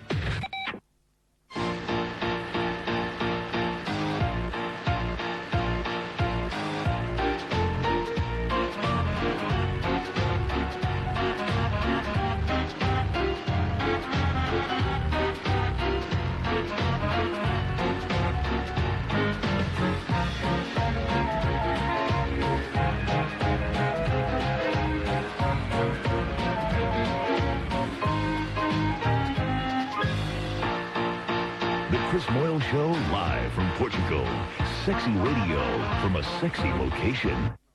Wait, because Alan's not there. Apparently, Alan's cosmetics on the windowsill resemble boots. Oh, boots? Yeah, it's like Boots the chemist in there. Just Let me have a look. see how much stuff he's got. I tell you what he has brought. He's brought about 5 pairs of trainers. Guess what else I found on his bed? What? A teddy. Alan, who's this lovely teddy bear? His name's Hilton. Hilton? Yes. He's very nice. Where's he from? He's from a hotel. The Hilton? Maybe. Did you buy him? No, they gave him to me as a present. Alan, have you showered today? No. Oh, have you not? No. Have you not Dove body creamed up? Not yet. Really? I leave that little... Do you have a routine? Do you shower and then come out? Do you dry yourself then body? What is it? It's body... Yeah. What is it? Dove body silk. Body silk? Yeah. Do you then put the... Do you wait until you dry before you put the silk on? Yeah, you have to. Yeah. Do you put it on everywhere? Pretty much. Really? Yeah. Do you put it down? No, not down there. No? No, it's Right. pretty soft, so I don't need to. I'm sorry? Okay, move on. It's 9:05. We now have our secret camera in the villa, which means that we can look out anywhere outside the villa. At the moment, we just got it on the lagoon. You can see whether the neighbours are up. We've got some English fans have moved in next door, but It's nice to have, you know, your fellow compatriots. Yep, Chavs, God bless them. So we can see them on Chav Cam. Yeah, they've all got their England towels on. So that's Chav House there. Right. The Chav Manor. Well, I think one of them is actually already by the... Are we on? Is our speaker on outside? No. Turn it off if it is. Yeah, no, don't. So there you go. Look, now what a shot. We should take a picture of We that. can just to describe, there's 3 sun lounges in a row by the Chav Pool. On Sun Lounger on the right, there's a Union Jack towel. Yeah, and on Sun Lounger on the left is a bloke lying on the Sun Lounger with his knees sticking up in the air. So what we get is a shot of his backside between his ankles. It's a good look, Chav's baby. on tour. Yeah. If we come back, if we just move the camera back, right? Is this technically... I think it's technically a invasion of privacy, Yeah. actually. It's a kind of peeping Tom type thing. Kind of, yeah. But you know what? I kind of like that, though.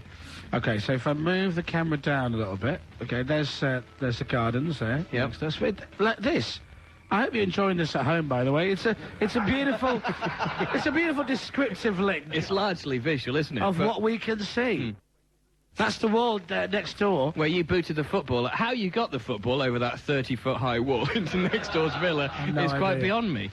But that's what I did, though. I did a very good job. Did you get it back? Yeah. Yeah, Dave broke in. I didn't break in. Yeah, you did. I scaled the fence momentarily and retrieved our ball because you couldn't get over the fence. Wait a minute, so we're talking about security cameras and peeping on people and you breaking in somewhere. I didn't break Excellent. in. I just got my ball back. So we'll be going home tomorrow then? No one's staying there anyway. So far, we're invading people's privacy and breaking and entering.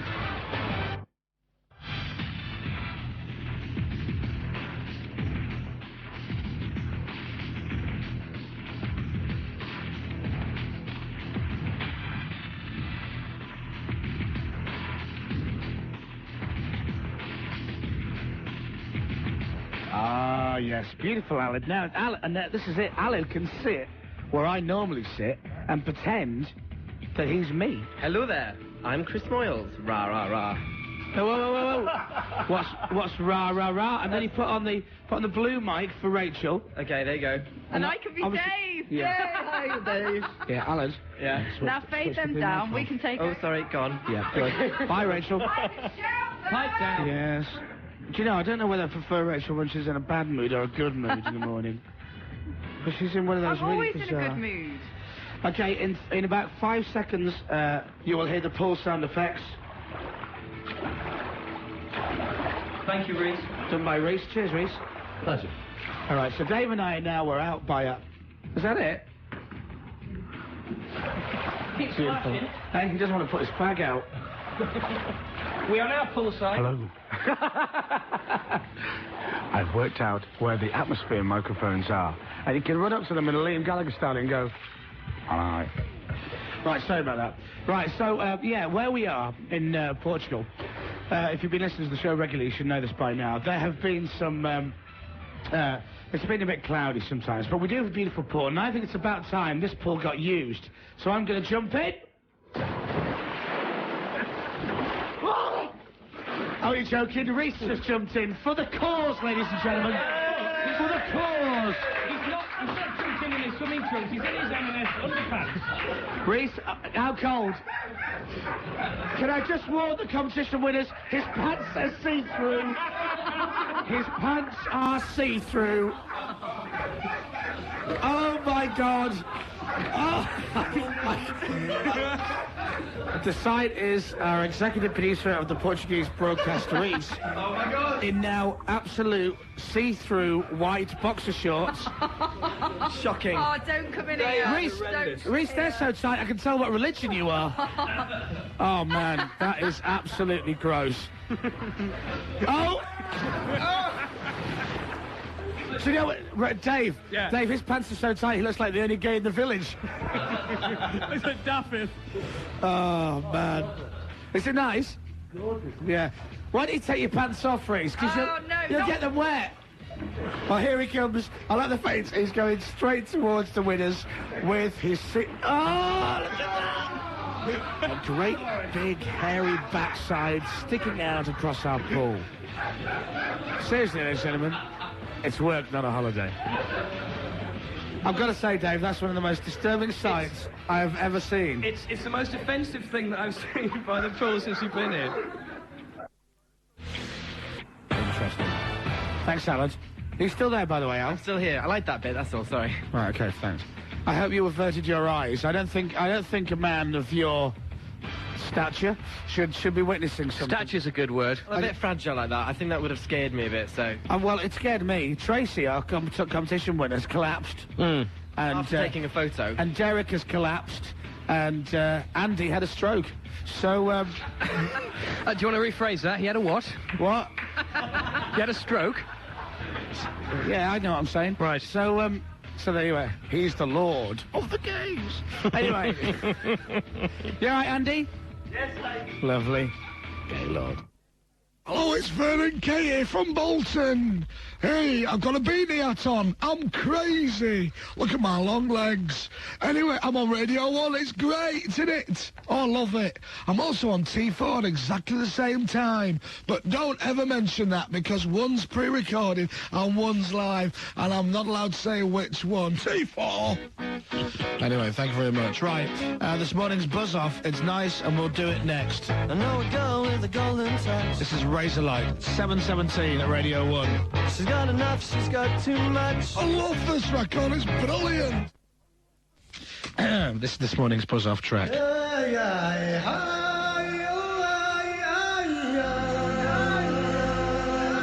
Does any ring any bells, Alice? I know it, but I can't remember the name. I have it. I'm sure you do. This is for everybody who's still in bed this morning. An extra 3 minutes coming your way.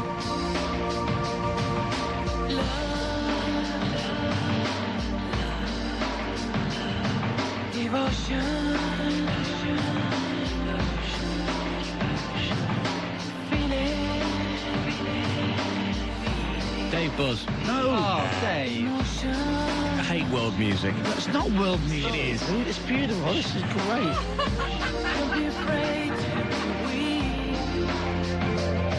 The dreamy vocal on the chorus.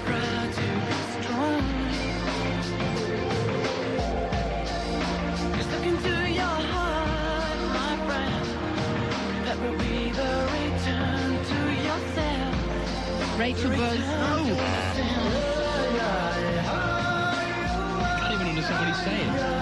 He's not. Shut up. Just not cultured. Just not African. Shush.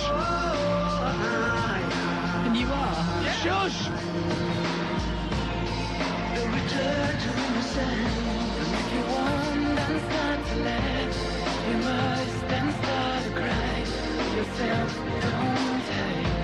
Just believe in destiny. Don't care what people say. Just follow your own way. Don't give up and use the chance. Buzz on or buzz off to 81199.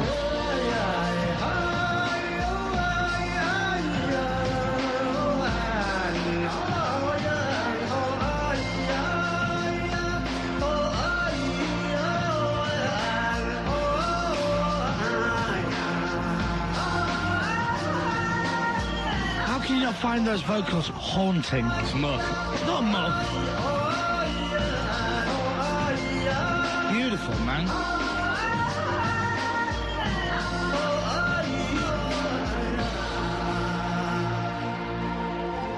That's not the beginning of the end. That's a return to yourself. The return to innocence.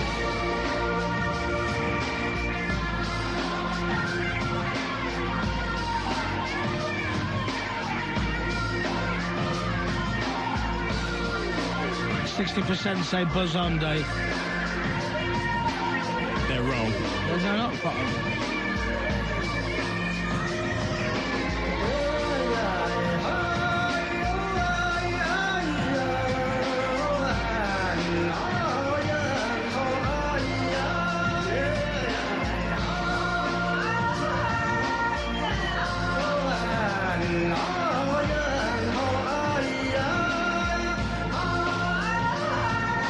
scary. It's 10 years old, this song.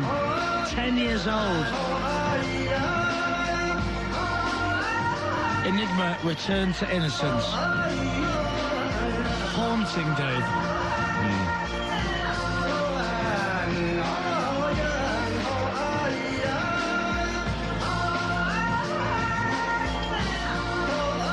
What do you prefer?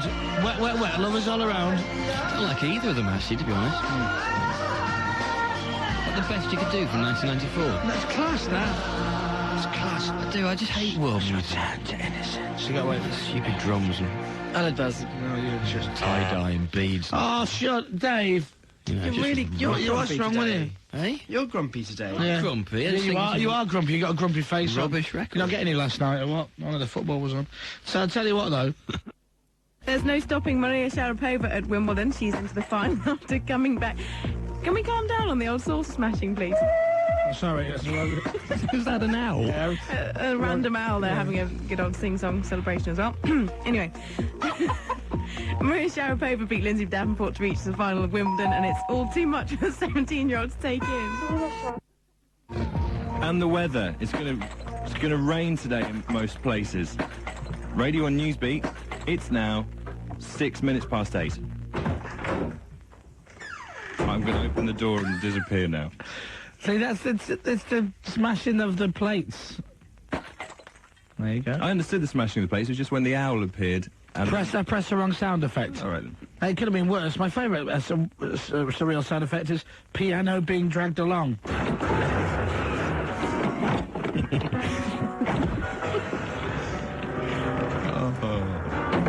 That was from that EastEnders sketch, wasn't it? Halibut Square. See, it's a piano being dragged along. In the thunder In and a lightning. volcano. Oh, dear.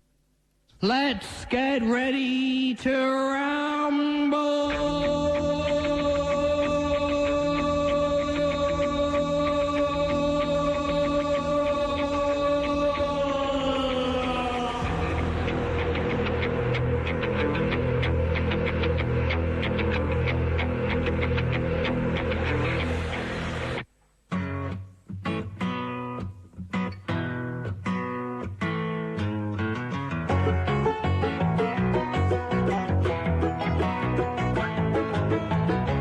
Can't explain all the feelings that you're making me feel.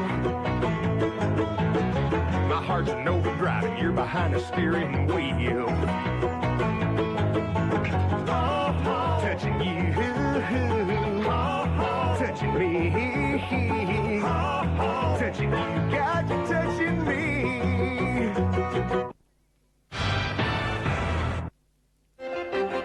I'm very confused now. Why? Well, today's show is very surreal. Jocelyn has come into work this morning. She's always in for 9 o'clock. And she's done something with her hair, which Al had noticed straight away. What's she done? She put highlights in. Highlights in, right. To Kind of blonde bits. Very nice as well. They are nice, yeah. But I noticed that above her right ear, she has her hair cut as if she's about to go into the army. Yeah. But on the other side of her head, she hasn't had it cut. As if, like, she's been halfway through getting her hair cut, and the fire alarm's gone off in the barber's, and she's had to run out, and she's forgot to go back in again. That is true. And then Josh said, no, Chris, that's the style. What, to have lopsided Half a haircut? Since when is half a haircut a style? I can't afford any more than this. But seriously, it's... Just turn around, let me turn that photo. Now, have a look. No, not the back, obviously. The side, there. Although I've got to be honest, that needs tidying up as well. But... Alan, it's not even. Look at it, it's not even. That's the point, it's not supposed to be even. Yeah, but even is anal. It's a gap. Pardon? It's a bit anal to have everything too, I'm with you. So she's actually ahead of the game. Great. I'm sorry, but when did it become, hey now, to have a haircut? Not half a haircut.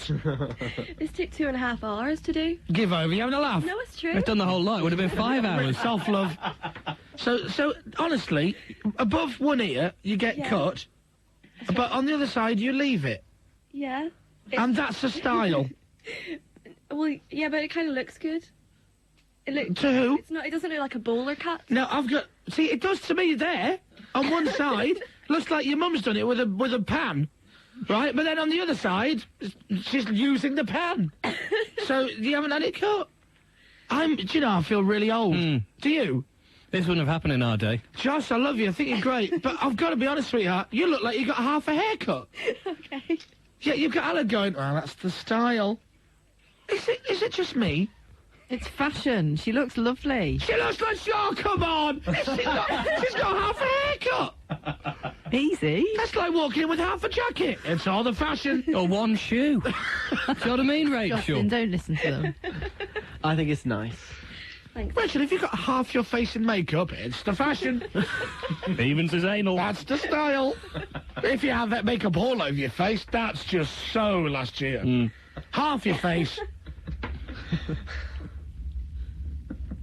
No, seriously, Alan, if you believe that's the style, how come half your head isn't shaved? Because she's braver than me, and she's ahead of the game, and I'm just going to wait till everyone else has it, and then I'll do it as well. 'Cause yours is just normal, like, like a haircut. Yes. So, so you're being anal. People are looking at me thinking, oh, he's so run-of-the-mill. They're looking at you going, anal. That's what they're thinking. Maybe. How about this? What do you think? That's nice. Good You luck. see? Okay, I have got one sleeve of my T-shirt rolled up, yet the other one hanging down. How does this look? I've got a top like that, though. Hey, how about this? Yeah. I've got one leg. one trouser leg rolled up. Yep. Right? And the shoe off. Yeah. Okay? So I'm slightly lopsided. You're ahead of your time. But no, you see this, Alan? This. Yeah, that. Fashion. No, that is actually sophistication. Fashion, this. Hey, watch this. Style. Watch this. Watch this. Yeah. And one eye closed. That's what you look like in Portugal. Shut your face, that was conjunctivitis, and that wasn't funny, Rachel. Don't mock my afflictions. Yes, it was. Oh, man. God's sake. I hope you don't think I'm having a go. I'm genuinely just asking, and I'm being honest with my opinions, even though you didn't ask for them. I'm giving them for free. One half grows faster than the other. Well, it's going to have to now. She's got Dave. She's got half a haircut. I know. Good morning, Jocelyn, anyway. Hello. Morning. Hello. Seriously, a friend of mine did that once before, but I thought he did it for a bet. It does look like she's going to get prepped for some kind of top-of-ear operation, though. There was a lad, actually, in our class at school who came in like that once. He cut it himself. Yeah, but didn't he end up in a special place? He was certainly in a special set for science. I was in the set above. It's the half-time of the show. It's the bit where Dave says, Let's get ready to rumble!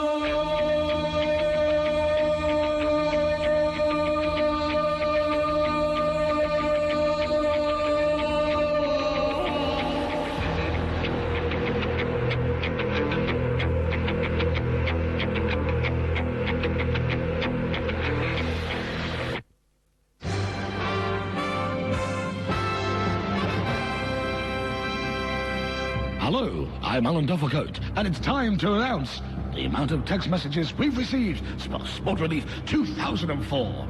Dale! Oh, sorry. Good luck, everybody. Thank you. I like the way he shouts Dale very loudly. That was brilliant. Dale!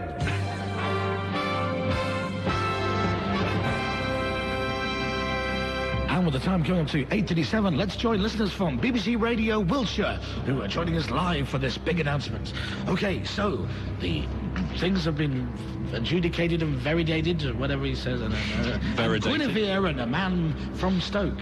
So, Scott Mills currently has 23,978.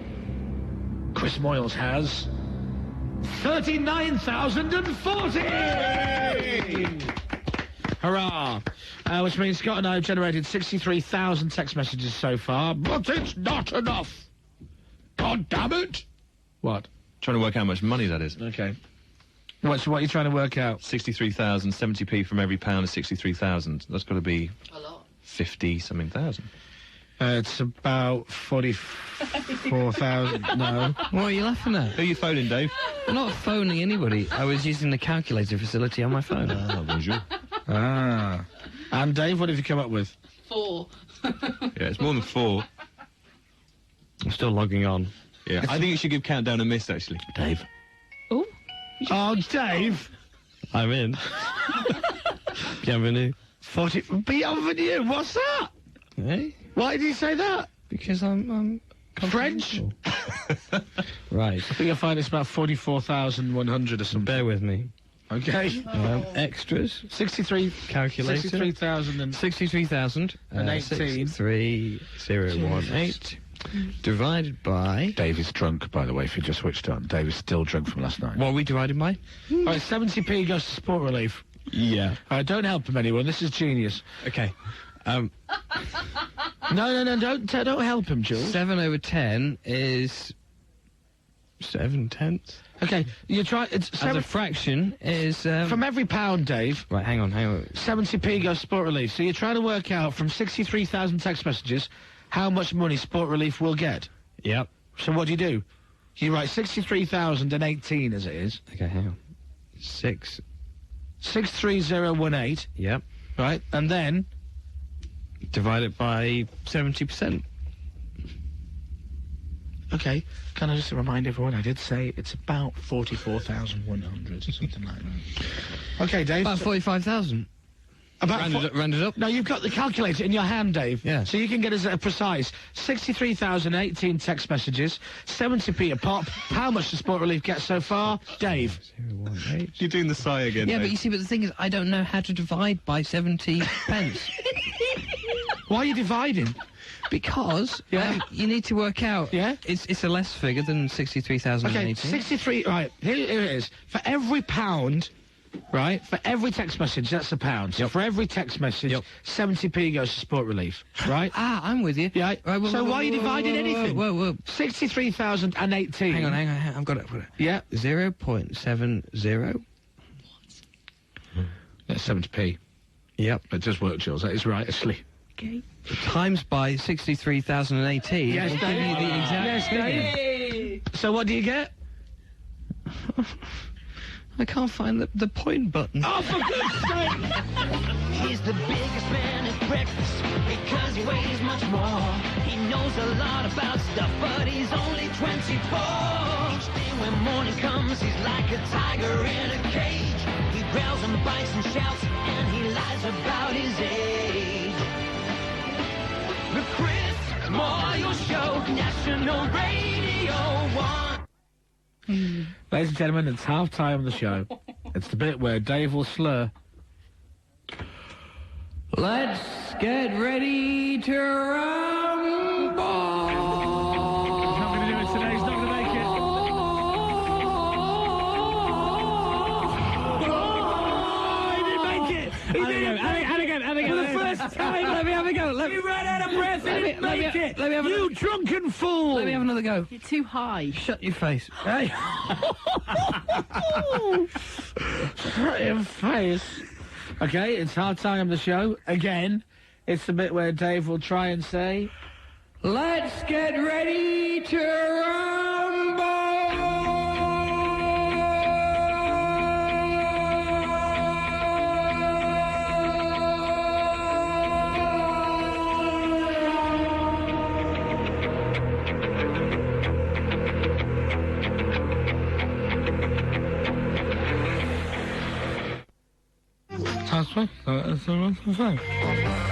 I'm helping you here. Oh, I'm sorry, Dave. I apologise. How rude am I? Who do I think I am turning up for work sober? Shall I ring your missus? No. No, okay. She's got no sense of humour. Stop saying that. It's true. Yeah, but stop saying it. It's a fact. You know you're coming round to ours tonight? Yep. It looks like you're going to be sleeping on the couch at ours. What are you going to do to make it up? Yeah. You're going to have to buy her a really big present. Why? Because you came in drunk this morning, no doubt probably woke her up. Did you decide to cook something when you got in? Don't think so, no. Do you remember getting in? Yep. Yeah. Did you have a conversation? Yeah. Yeah, it wasn't good. She was going to send me to the spare room, except the fact that you can't sleep in the spare room at the moment because it's full of boxes. So, all right, so then you left the house. Yep. Realised on your journey into work you only had one contact lens in. Yep. Had to get the driver to take you back to your flat, but you had to knock on the door because the door was locked. Yeah, right. So you've again got your wife out of bed. Hi, honey, I'm home again. So at this point she really hates you guys. Yep. Right. It's the hives and walk, idiot, walk, especially for Dave. One. Oops, sorry. Was that your glass eye falling out again?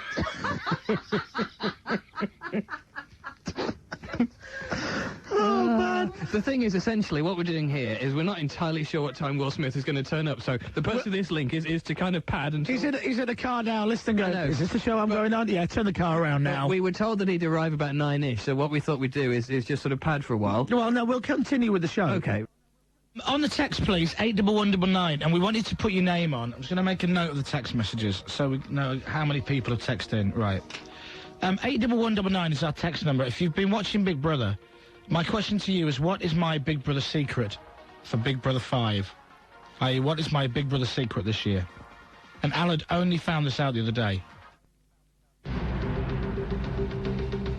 This is Davina, and I am in the camera room, and I can see all the Big Brother housemates getting ready. Oh, I just saw Jason's Willie. Oh, it's so exciting. And I'm about to go outside. I don't normally sound like Whistle Gummidge and sell a slice of tea and a cup of cake, but tonight I will sound like Big Brother. What am I on about? What's your secret? Yeah. My Big Brother secret. Now, Ross in Beverley, you were close, but you weren't exactly right. And Rains in Gloucester, you were completely wrong. Nadia's not my twin brother. Jason on the M1, you're wrong. You're close but wrong. Okay. You watch the show, right? Yeah. Right. Do you watch the Sunday show with the psychologists? Yes. Okay. Do you watch the Saturday show with the tasks? Yes. Do you watch the Friday shows, the eviction shows? Yes. Yeah. Okay. Here's my Big Brother secret from this year. 1 minute. What's that? Is that it?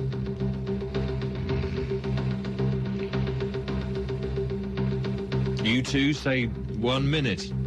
What? It's you. 45 seconds. It's you! Oh, that's you. I am the eviction voice on a Friday night. And have been all series. Why didn't you tell us? Vanessa, you have been evicted. No, you're not. It doesn't sound anything like you. They slow it down for the telly. Listen, play it again. 30 seconds. Imagine that slower. 30 seconds. Stuart, you have... They didn't use that one. I want that one back. You've been doing that all series? Yep, all series. Kitten, you have been evicted.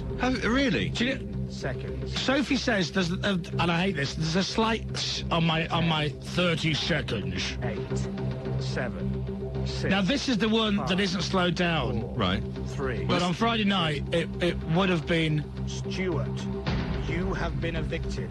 Please leave the Big Brother house. Right? But slower. Stuart, you have been evicted. Please leave the Big Brother house. Why didn't you tell us? Hey? Why haven't you told us before? Because I was keeping it a secret for this very reason, because it gave you a great reaction from what would have been a slight, oh, link before, now got a really link all these weeks later. So when did you do this? How long ago did you record this? Do you know when we went to the house and had a look round? Yeah. That day. Oh, did you? That's why we went. No, yes, you like that, don't you?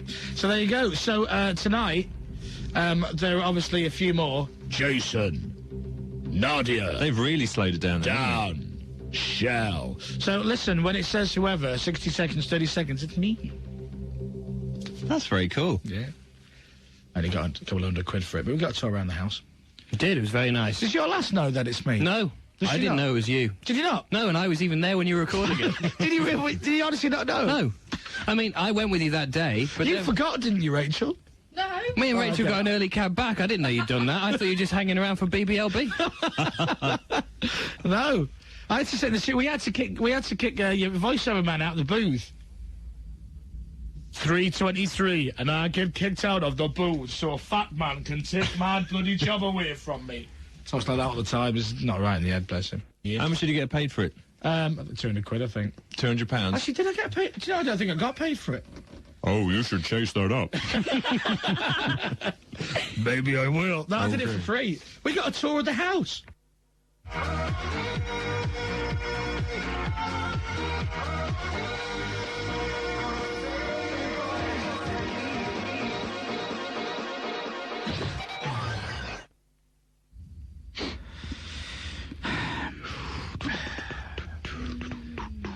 All right, Tom.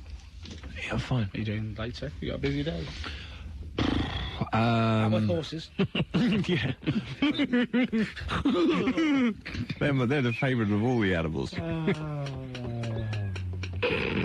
Chris, please can you tell me what that track was you were playing, the dance track?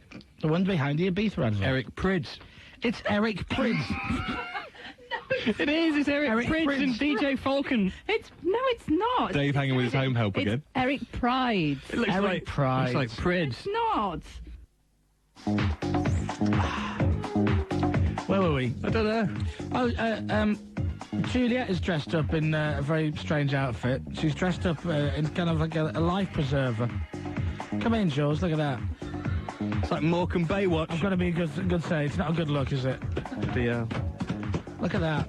Juliet, would you like to tell the nation exactly why you're wearing a life preserver? Because I will be with the sailing team at the Olympic Games in Athens. When are you going there? Sunday. So today's your last show? Yes! So you're not going to be with us anymore? Yes! Would you take this off for me? I beg your pardon? What? Take off my life jacket. How seductive. David. Undo the Velcro on my life jacket. It's not a life jacket. It is a life It's jacket. a buoyancy aid. Take my armbands off.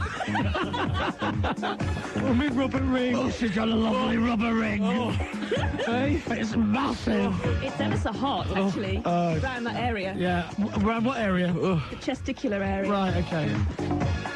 And it's got a pocket to put things in. There you go. Put your chin in there. That's where the hip flask goes. Oh, man. Because you can be quite camp. I wouldn't say camp.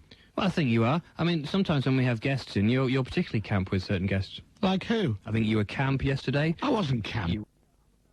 Dave, that's, I'm a very open person. I sometimes think that you're slightly curious. At least I'm not a closed box like you. What do you mean slightly curious? You know, I think that you're slightly curious. As to what? Curious about what? I think you're open to all sorts of offers. What's that supposed to mean? I just think that, What? You're broad-minded.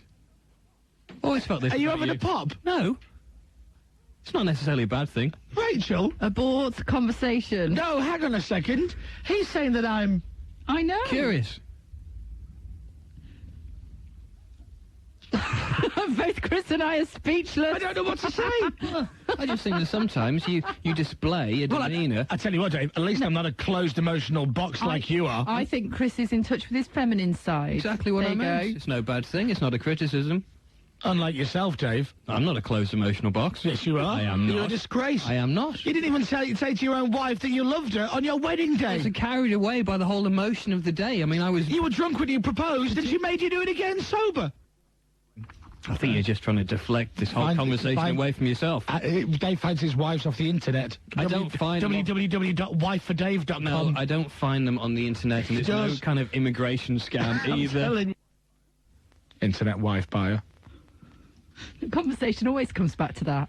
What, internet wives? That's because it's Dave's hobby. It's not. You look on my favourites, it never says internetwives.com. The top favourite on yours is... Latvian Lovelies. It's not there. Russian women to let. That's your favourite site. To let. This is a news story. You should put this in the news, Dom. I might. And the top stories in Newsbeat this afternoon. Comedy Dave buys his wives off the internet. Here's Trudy Barber. According to certain reports... Dave's favourite site is www.wivesfordaves.com. Site master Dave Vitar, he says. Yeah, now you're quiet, son. That's right. Just because you Put that in can't your pipe accept and the smoke truth. it. And the truth is, you buy wives off the internet. Thank you. Rachel is sporting a sea green poncho today. It may be all right in a different colour with a different outfit underneath it on somebody else.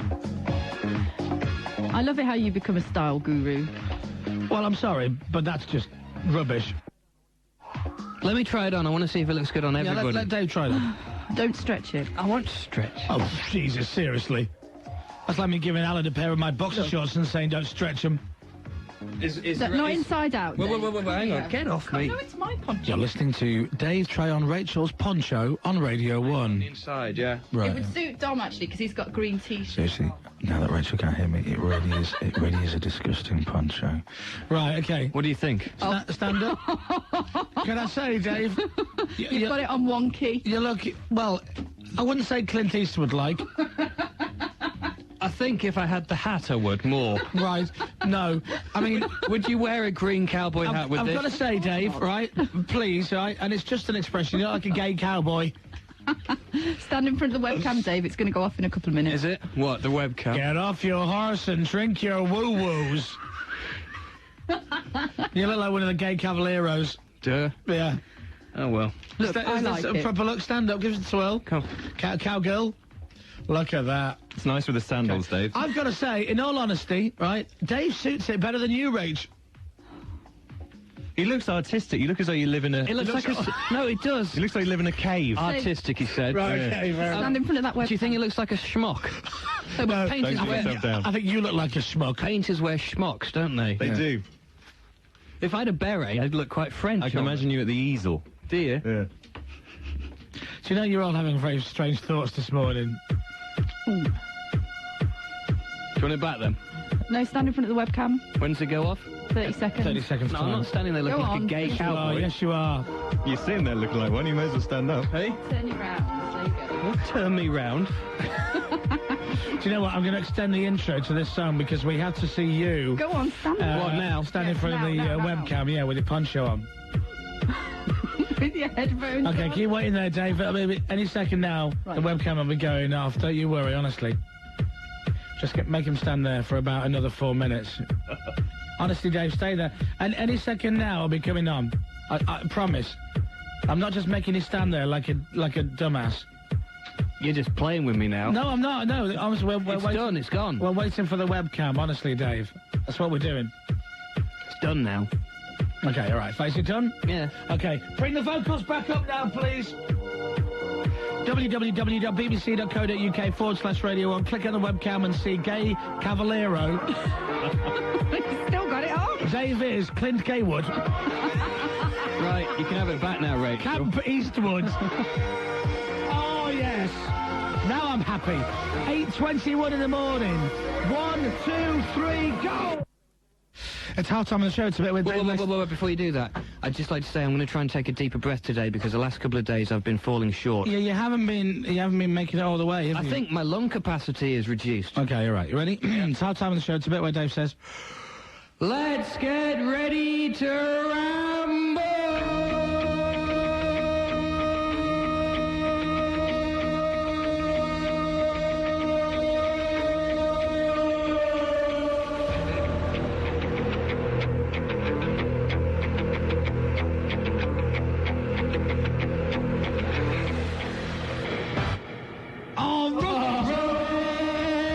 shut up! Do you know, I was trying to do 8 things at once. Right, we're going to have to do it again, Dave. What, the whole thing? Yeah, it's half time on the show. It's a bit where Dave says, Let's get ready to ramble!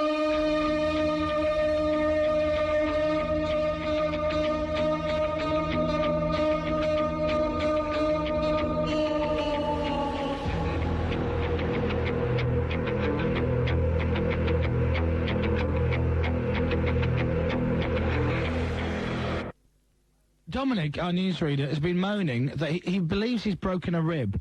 Now, he hasn't actually fallen over or got into a fight of any kind. He went to sleep yesterday afternoon and woke up and felt like he'd broken a rib.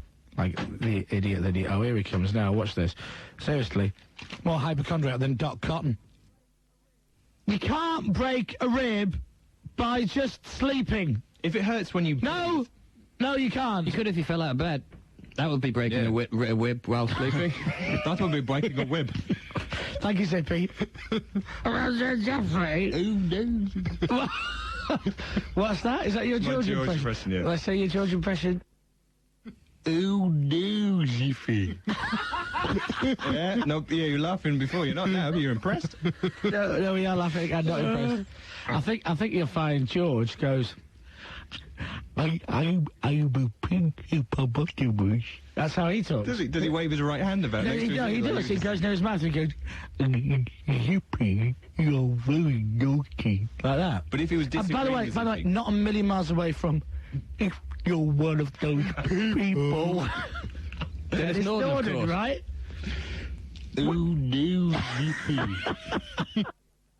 Well, I'll tell you one man who might be able to help you. He is, of course, the leading light when it comes to being a doctor and media personality on Radio 1. He's Dr. Mark Hamilton. Good morning. Dr. Mark, no jacket required, Hamilton. Good morning, team. How are you? Oh, very good. Did we wake you up? No, I'm just on my way to work, so you're going to make me late, but hey. I think it's probably something like Tietz syndrome. Yeah, like, you know, well, like sort of DJ Tiesto, but without the O. Tietz. Tietz. Yeah. And what that is there's a joint between the rib and the cartilage, because not all of your chest is completely bone, otherwise it wouldn't expand too well. Mm-hmm. So some of it is cartilage, which is softer and flexible, and the joint between those can get inflamed, and that's called Tietz syndrome, and it's extremely tender when you press on it. Yes, it is. Mark, will he die? Well, eventually he will, but not from this. Oh, damn. Yeah, sorry about that. I mean, if it gets any worse, you should go to accident emergency, because we deal with chest pain all the time, and we can diagnose that for you. It's very difficult to diagnose it over the phone, but common things being common, that's what it sounds like. Well, in the meantime, I'm going to self-medicate, I think. Well, anti-inflammatory medication, like ibuprofen, something like that, will help it, and that will settle it down, but it could be a few days to maybe a week or so. Wow, that's a long time. Thank you very much. That's my pleasure, Dom, anytime. I'm always on call. You see, medicine can be interesting, can't it? It really can. I love Dr. Mark there. Now listen, that's absolutely my pleasure, Dominic. I'm always on call. Plus it makes a really nice bit of audio for my brand new CV demo tape, which I'm sending out. Oh, are you all right, Mark? I'm very good, thanks, yes. Good. Sounds good. We haven't seen you for a dog's age. It has been a while. We're going to have to rectify that. Going to get up to see you there very soon. You're going to have to... Oh, rectify. I thought that's what he said. Correct. I thought it was some kind of rude word he was throwing in. Well, listen, are you back on Sunday night? Oh, yes, I am back on Sunday night with the lovely Emma B. But we better let you go back to your... I love the fact he's been on radio once talking about Dom's broken rib, and they'll go into A&E. There'll be people with eyes hanging out and the arms dropping off. Sorry I'm late, everybody. That's showbiz, though. Thank you, Mark. My pleasure. Thanks, Mark, and everybody. There you go. What a lovely man. BBC Radio 1. Anyway, there you go. So today, it's Monday, it's the 23rd of August, 2004. So this time last year, Dave, what were you doing? Oh, yeah. That's right. Oh, yeah. It was your wedding day. Sorry. It was. I got married a year ago today. Not on a Monday, obviously. It was a Saturday. It was a leap year, so now it's Monday. So it was your wedding anniversary weekend? Was. Top weekend. What did you do? Went to a posh restaurant. We had a very romantic, nice meal. Lovely. We went for long walks. Yesterday I went to the Tate Gallery. A long walk? Yeah. Now, is your long walk because you don't want to pay for a cab? No. Right. We went for a nice romantic walk along the South Bank yesterday, visited the Tate Gallery. Yeah, I've heard you said that twice now. Full of art. Modern Really? art. I didn't think you're a modern art fan. Well, yes. Yeah. You know, I quite often like perusing around art galleries, and I saw some very powerful work. What stood out for you? Oh, there was several things that I thought were very, very important and powerful. Yeah. It was like a bowl of fruit, and it was very similar to the traditional Dutch Impressionism theme, right? But instead of being a frame, it was a plasma screen, and it had some fruit in there that looked like a painting. But what the artiste had done is actually filmed a bowl of fruit for several days or weeks or something, then sped it up, and you saw it all decaying into a whole mass of putrid, insect-ridden pulp. And that's art, is it? Yep, it was all very... So hang on, somebody filmed a bowl of fruit. Yep. Right, and then put it on a telly, sped up. Yep. And that's in the Tate. Yeah. Jesus. But it's very modern and very powerful. I don't get it. Me and my brother have fantastic rows about what is art. And I'm sorry, I don't get it. And we were in there for about 15 minutes. 15? Hang on, how big is the Tate Modern? It's huge. We didn't see all of it. Right, how can you... 15 minutes, seriously? Yeah. Mate, I spent longer in the post office. No, we were about 15 minutes in there. Dave. Hang on. So you pay your money, 15... No, it's free. Is it free? Yeah. Well, I'm not surprised. It's got a video of fruit decaying. No, it is free. You have to use a voluntary donation of £2. And did he pay that? Yeah. Right. They've got a very good bar there. Have they? What you have here is a lovely plastic beaker with blue nun, and I call it my drink. It's so spooky how much Alan sounds like Colin Jackson. Oh, no, don't. Off of the Olympics, off of the telly. They're both Welsh, aren't they? See, everyone's saying this to me, but I thought I'd get away with this because you don't listen. You don't watch Olympics, so I thought it'd be fine. Have you seen him? Yeah, and they're wrong. Does he sound like you? I don't sound like him. He doesn't sound like me at all. Okay. We have some Olympic talk here, which I'd like to hand to you. I'd like you to read it to us. One thing Dean has is that compatibility. We know that if he's in good shape, he can pull out performances. He enjoys competing. That's one of the key things about Dean. He'll have a go at absolutely everything. One thing Dean has is that compatibility. We know that if he's in good shape, he can pull out performances. He enjoys competing. That's one of the key things about Dean. He'll have a go at absolutely everything. Okay, let's speed Colin up. One thing Dean has is that compatibility. We know that if he's in good shape, he can pull out performances. He enjoys competing. That's one of the key things about Dean. He'll have a go at absolutely everything. It's you, see, if you put it through the allardyser, it's you. Was that me? No, that's Colin Jackson. Allardyce. Spooky.